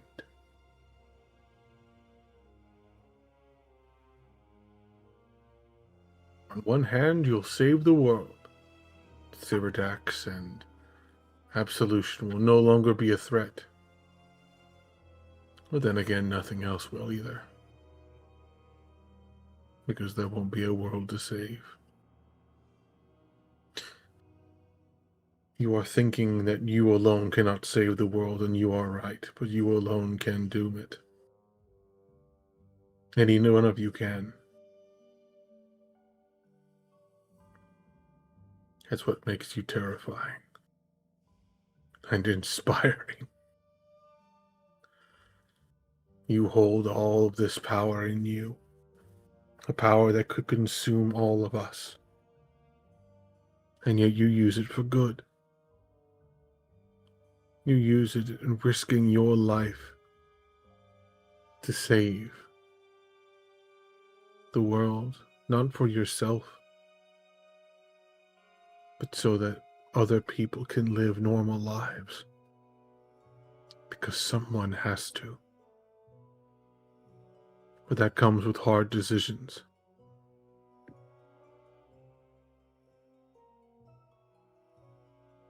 He steps forward and offers a hand. I will always be with you, my little friend, my moonlight flower.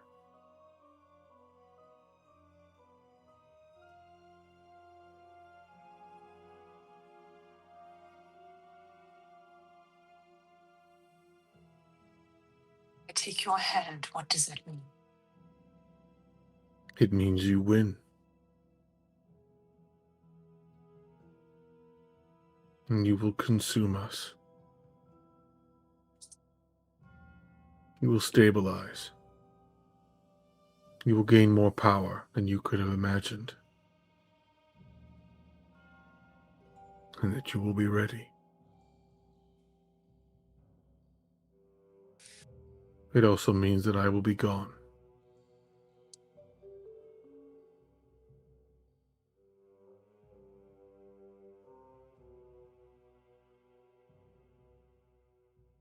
I don't want to lose you, but at the same time, I don't want this world to end. Hard decisions. But in the end, Benwin, what is the rule of the void?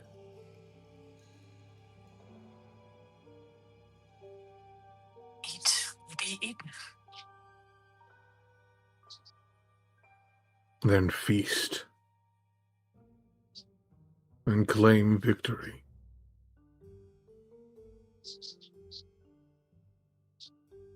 Just looks at Star-Lord and she just smiles softly. You will forever live on in my heart, in my memories. You will forever be one of my closest friends. And I thank you.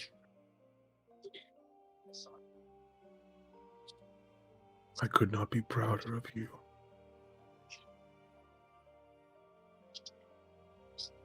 Bye, Starlight. And she takes his hand. You watch as this form shrivels away and swirls up into your body. The flowers more flowers bloom along the thorns that wrap around you, and they all begin to glow. Draven, you also see the void that's pushing you back. You see it begin to lessen and more condense, to pull in, to form a solid black ball around her. You begin to see the spiderweb patterns along the ball begin to form and then crack apart as they fall away like a shell, falling into shadows below her. As you also see that more flowers have sprouted. They are in bloom and glowing in the soft purple light. As the green sky retreats away, and the artifact is gone.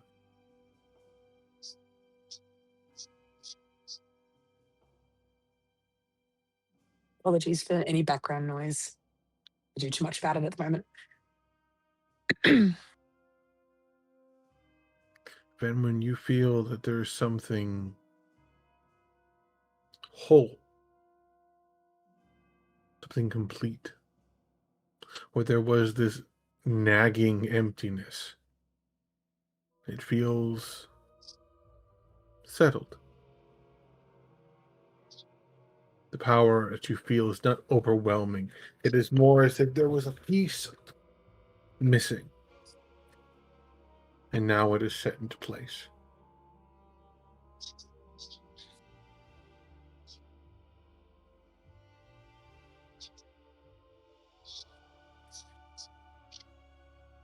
I think when she kind of comes back from having been fighting the idol, she's going to be sitting there on the floor, kneeling.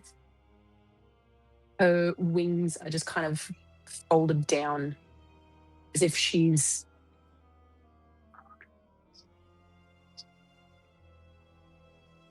upset. She's kind of hunched over, hands in the lap.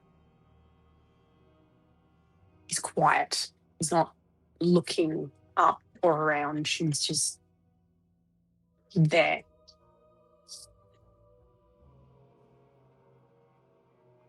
You are free to move. You're no longer being held by the shadows or anything. I kind of had a different thing in mind. Mm-hmm. Eventually, if you do look around, you do see Draven like up against the wall and like sitting on the floor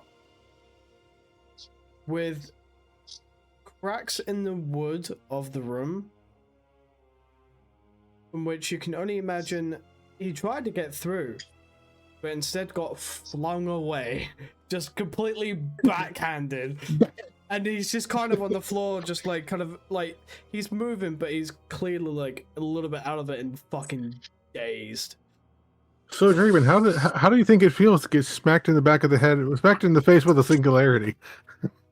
It ain't great. It ain't great. You know what? Then- Just for funsies. Alright. Let me roll a couple of dice here. Oh no. Not too bad, because you're in your armor, and you can get blasted that far. Distance would have been a factor. But it ain't a tickle. It ain't a tickle. That is gonna be 22 bludgeoning damage for getting Ooh. bitch slapped by a singularity into a wall.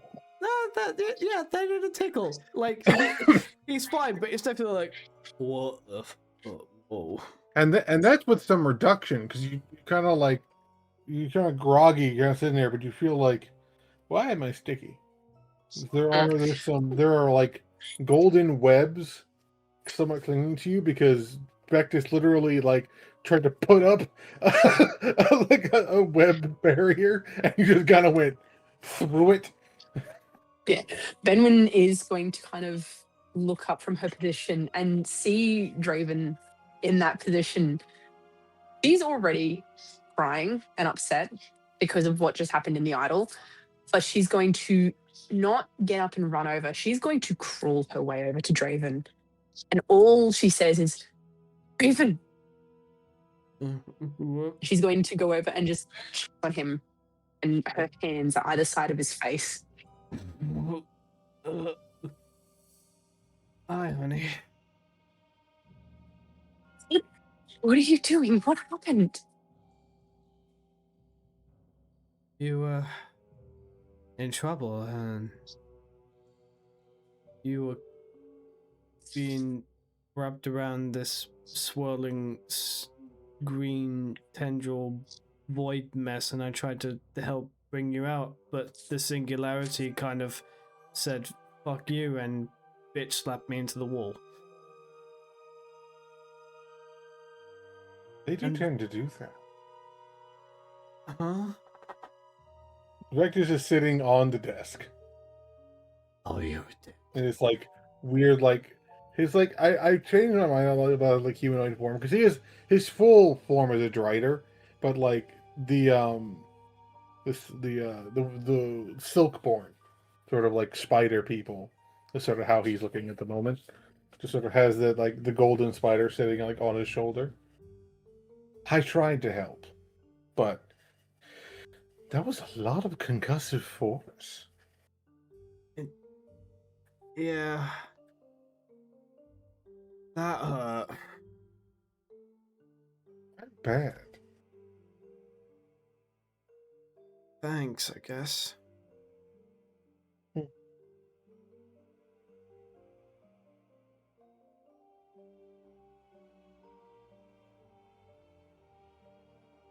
And Joe just kind of looks at the Venwin and like, are you okay?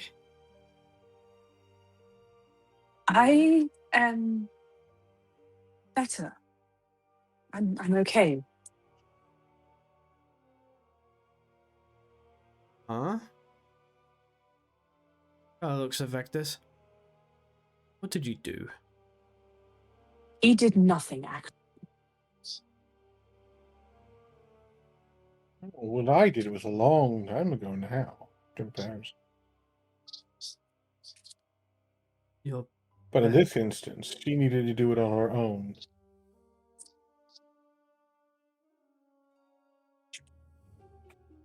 And when you say you're better, do you mean the... hold on. And he kind of like rubs the back of his head and spots a bit of blood from the impact. And kind of looks at the cracked wall. Oh shit. So you're better. What do you mean better? Like, do you have a? Is the void gone? Are you back to you? What's happening? He kind of looks to Vectus and back to Draven. Not quite. More. I am the void.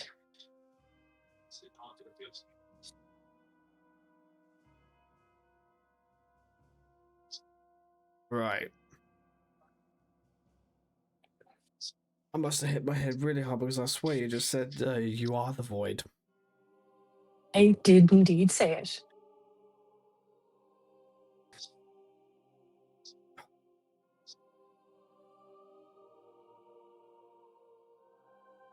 And what exactly does this mean?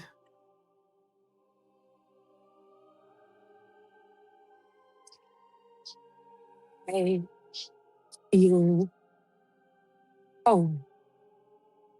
like a part was missing and is now with me.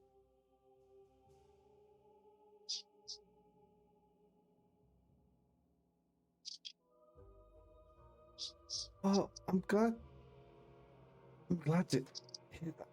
He tries to get up quite... Take it easy. He tries to get up like just very... And it also just looks to Vectus. What are you doing here? Ah, yes. So, I was curious. I'd never seen the artifact move on its own before, so I was curious what brought it out here. Saw the time of day and figured something was up to some manner of shenanigans. But this does bring me to a very important conversation, though thankfully a short one, that I need to have with you, dearest Benwin. Hey. Only I can use that. Pick something else. You have plenty of other nicknames, my dear. Don't worry. Yeah, but it doesn't give him the right to use it. Anyway, continue. You have gotten certainly bold. Then we're just going to tear off a piece of her dress and just kind of put the rag on the back of Draven's head.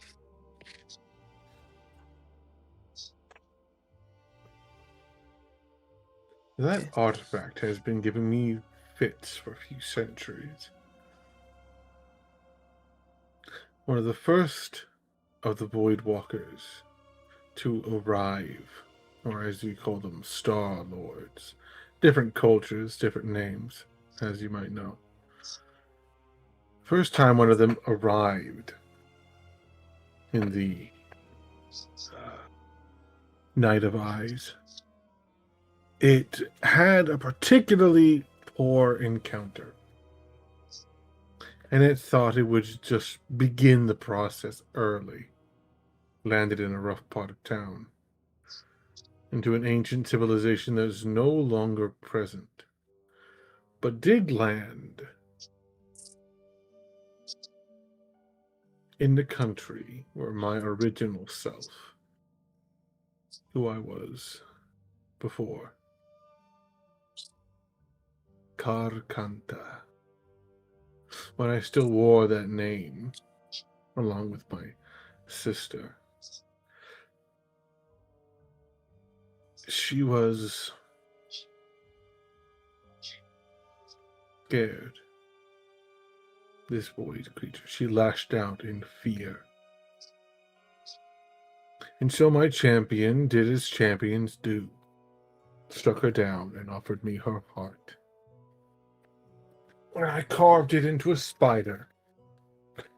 And I used it to collect the void energy from as many of those things as we could. Every few years when they showed up. Thousands of years worth of void entities trapped into one little vessel. You see, the Star Lords are born with half a heart. So the void heart you consumed was only half of one. And now you have completed the house. Something you can relate to, Mr. Concussion.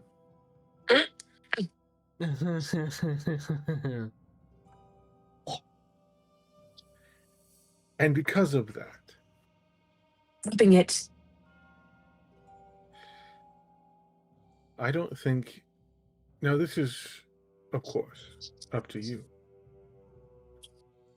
I don't think you need that contract anymore.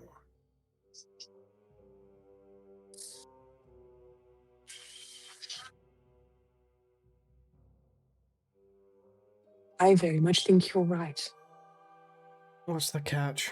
There's always a catch. Well, just a minor one. Something that doesn't Yeah, of really course. require. Something that doesn't really require the binding aspect of a pact. He snaps his fingers, and the mark of the spider on your arm fades away.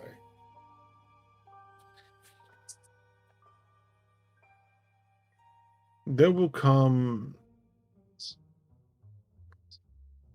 I'm, for one, am less worried about the fight against Cyradax. We know what he wants. We know what his... The things you'll face are going to be hard. I have all the faith in the world that a god can muster in our dear champions. And that is something I haven't had in a long time, Benwin. A true champion of greed. Someone who knows its value. Because that is what value greed has. To know the price and being willing to pay it. There are some who will pay too much. There are some who try and cheat and not pay enough at all. There were some who drop things on the floor and become sad. Drop one of my lip balms. I'm like, no. Okay, but another one. Okay. I need someone who knows the value of the greatest commodity anyone can have. Life. To risk a future. A life you may never get to live for the sake of others. But still cling tightly to what you have. That is an essence of greed I can get behind.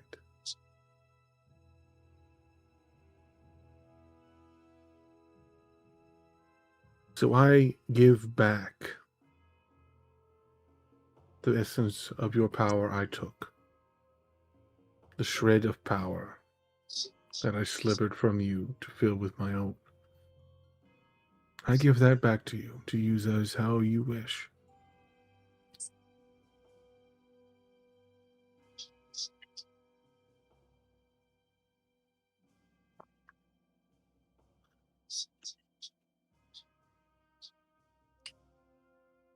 Thank you, Vectus, for returning that. and even exchange. You know me, I'm always up for a good deal.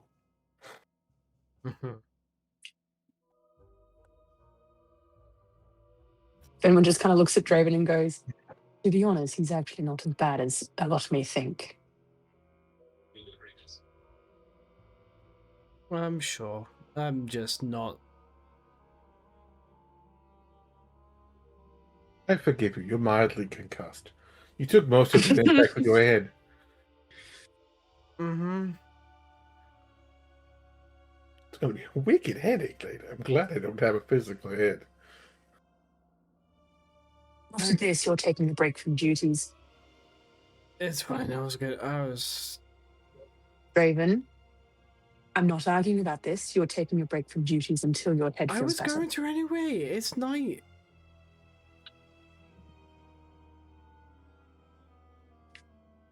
Actually, in fact, there is something you could do for me, if I may ask. Hmm.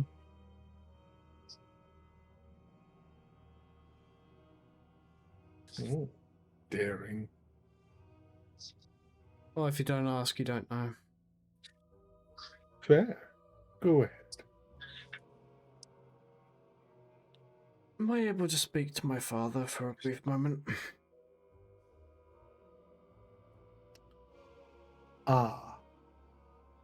Or is he still an issue? So here's the rub. He's one of the undead buggers, ain't he? Not of his own volition. Well, then again, well, as much as he's tried to, not be, the old lizard has put him as an obstacle in your path. Of course he did. Fabulous. I'm gonna meet my father on the battlefield, aren't I?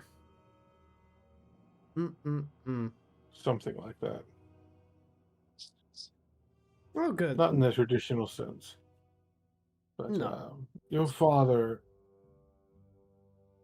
of all the things that he is, and I think he's one of my favorites, to be honest, he is also a wealth of understanding of ancient secrets. He built Coldport where he did because he meant to, because it was deliberate. And as much as admittedly, some of your siblings were not exactly as well thought out of a plan, you and your two brothers and your sister that you've met thus far were planned. Vivian's mother was one of the greatest naval minds of her age. She still is, though she's retired in some deserted island somewhere. She's also one of mine. She runs a smuggling ring out there. It's very lucrative. Vivian despised them both, and so she spited them to become the greatest military and I mean this as someone who's seen the history of the Empire. She may very well be the greatest admiral that the Empire has had in several generations. And she did it by herself. There's a reason she's a bitch. Because boss bitches get things done. He's not wrong. No, he's You not. and your brother have this. You and Octorus have the same mother, as you know. You being the elder, him being the younger.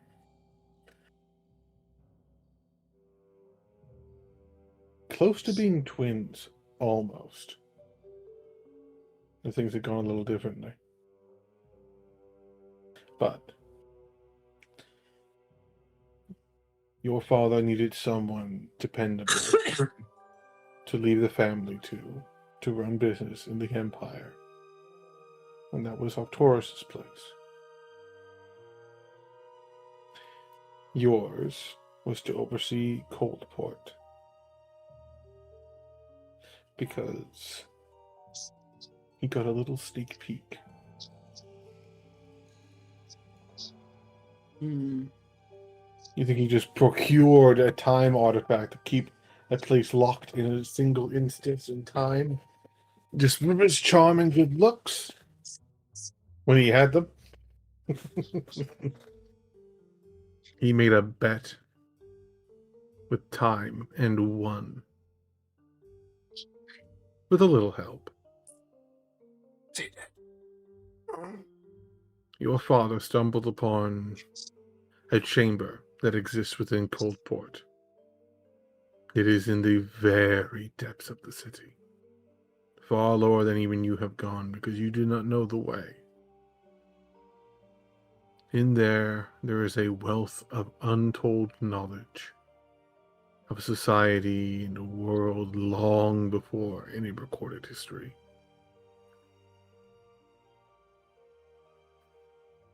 There it shall stay. For now. Only one other person, other than your father, knows of its existence aside from a select few. And that is the King of the Iron Kingdom. Because he put it there.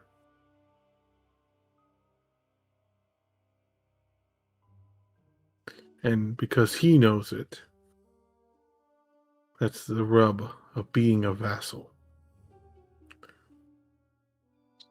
There is something none of them have told you. A gift I gave them. Each of us being split and torn apart into different bodies. Eventually we were able to bless each of ours with something. But of course it took something from them. My vassal gained the ability to share all knowledge he learns with his siblings. All of them know whatever he knows. Problem is, he can't speak.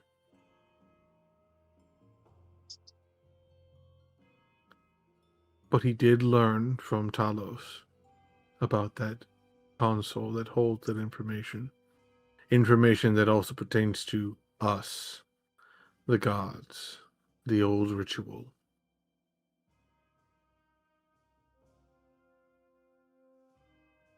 Which means Absolution knows of it. And now that he's free, he may come for it to find answers he's long sought out.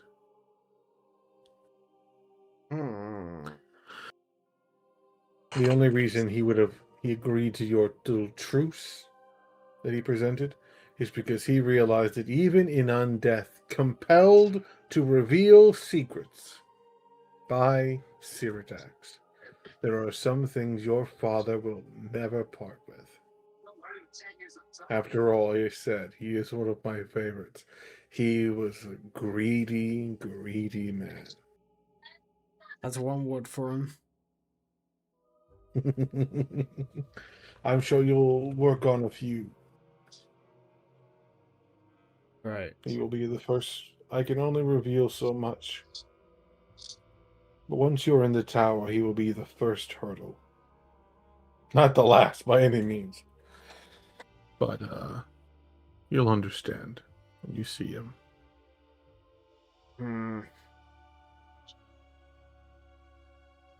On that But, note, yes. as much as riveting conversation this is, I think me and Venom have had enough for tonight. So, Fair enough. with all due respect, and I do mean that,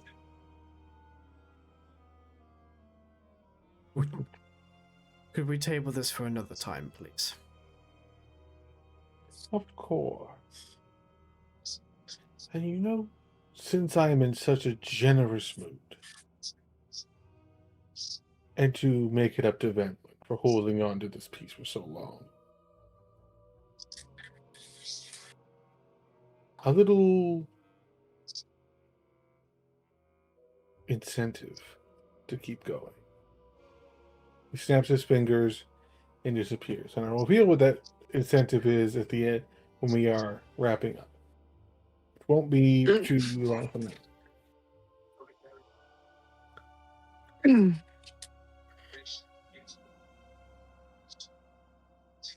Jevin just kind of looks at Venwin like, and just places a hand on her cheek. You okay? He leans her cheek into his hand, smiles softly, and goes, "More than okay. Let's get you off the floor. And with something on your head, and you are not to sleep for a little bit until the pain subsides."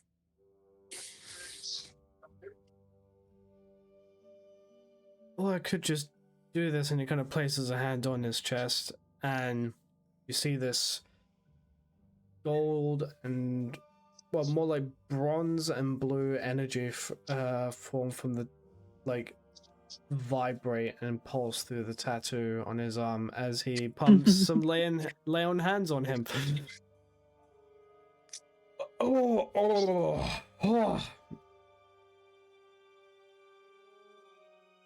I mean, I suppose that works. Oh, that's better. Oh, I suppose that works. But here I was hoping that you wouldn't mind me being nurse for a bit. I had other plans in mind for you tonight.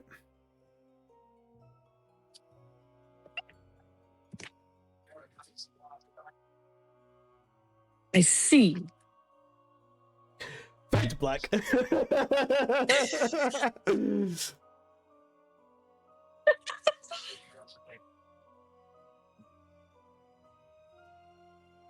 All right.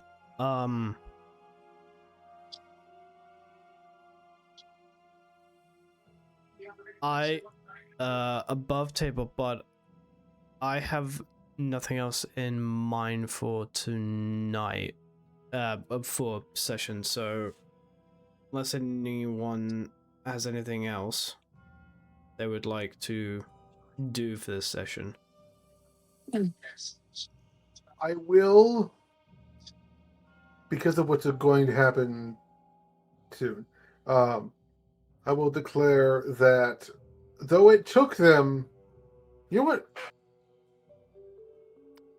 I'm going to roll the dice, and we're going to see how long it took for the two dipshits to get out of the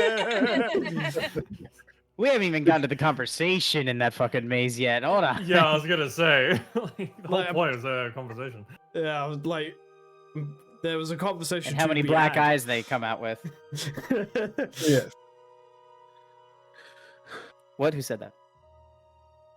I think we're going to start next session with that conversation.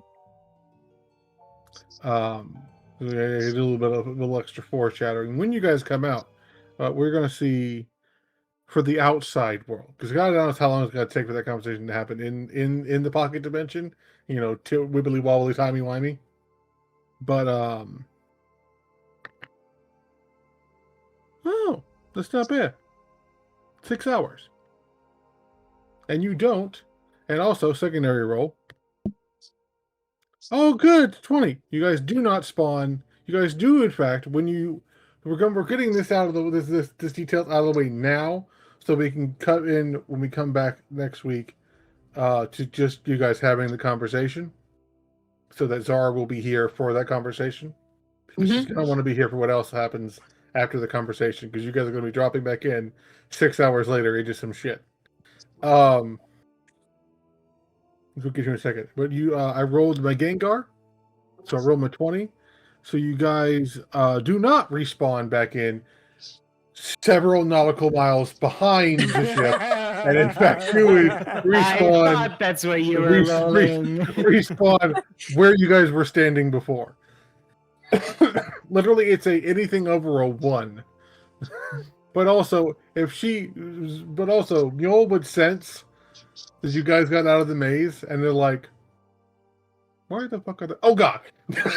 Oh, they're in the ocean. Oh, fuck.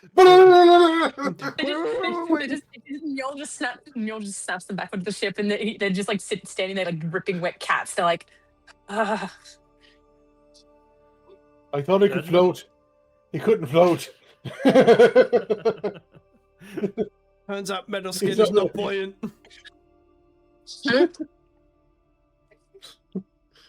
He doesn't need to breathe, so it doesn't really matter. I'll just sink to the bottom. Oh god, I'm in the middle of the ocean! I'm in the ocean! I was gonna say, that's a very, very deep seabed. Very, very deep. Big, Right big, into big, the big Marianas water. Trench. Just. Just, Fish, I think he'd be whales, like, sharks, other whales, Kraken. megalodon, kraken, another kraken, a third kraken. Is that an aboleth? Why is there that? Oh. A dead god, just the usual. Just, just drop him off past the fucking Agrabor statue. Like, oh, that's not good. Oh, that's pretty. So,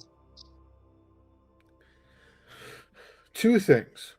One, and I'm going to regret this. I know I'm going to regret these next words, but they're words we haven't heard in a while. Everyone levels up. You are now level 18. Oh, okay. Yeah, I'm going to regret that. But Spell slots are now a myth. Where's that? Y'all ain't even ready. I'm actually finally multi-classing. What? You're Druid, I think. I'm not actually joking. I'm actually multi-classing. Yeah, I'm figuring Druid. Yeah, I'm taking a level in Druid.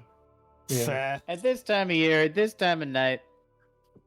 The second thing that's going to happen, it's going to be like a couple of hours.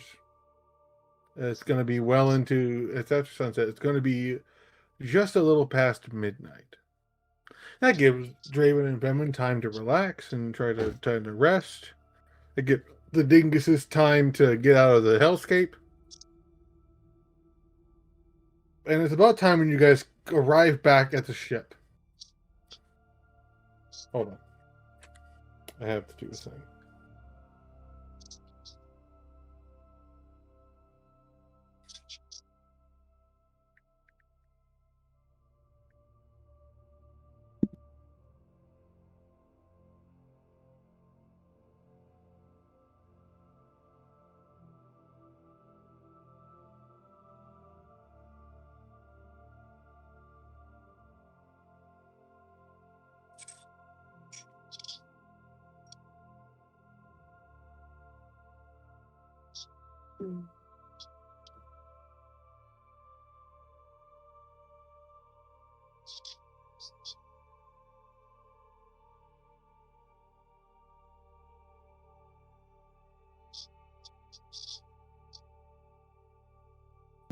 There is a sound that begins to permeate everything around you.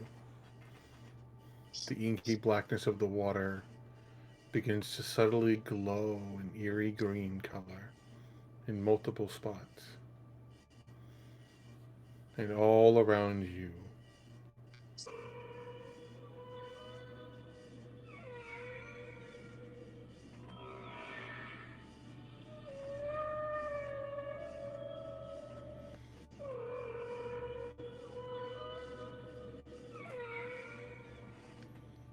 haunting, beautiful sound of whales.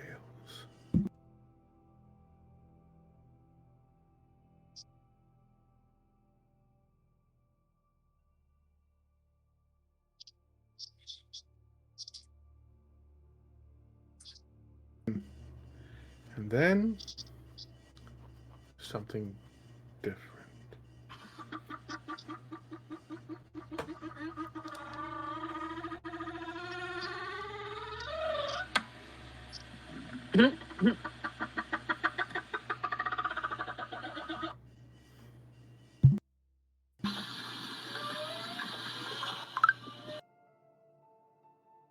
No. And lastly, as something begins to rise out of the water just ahead of the ships.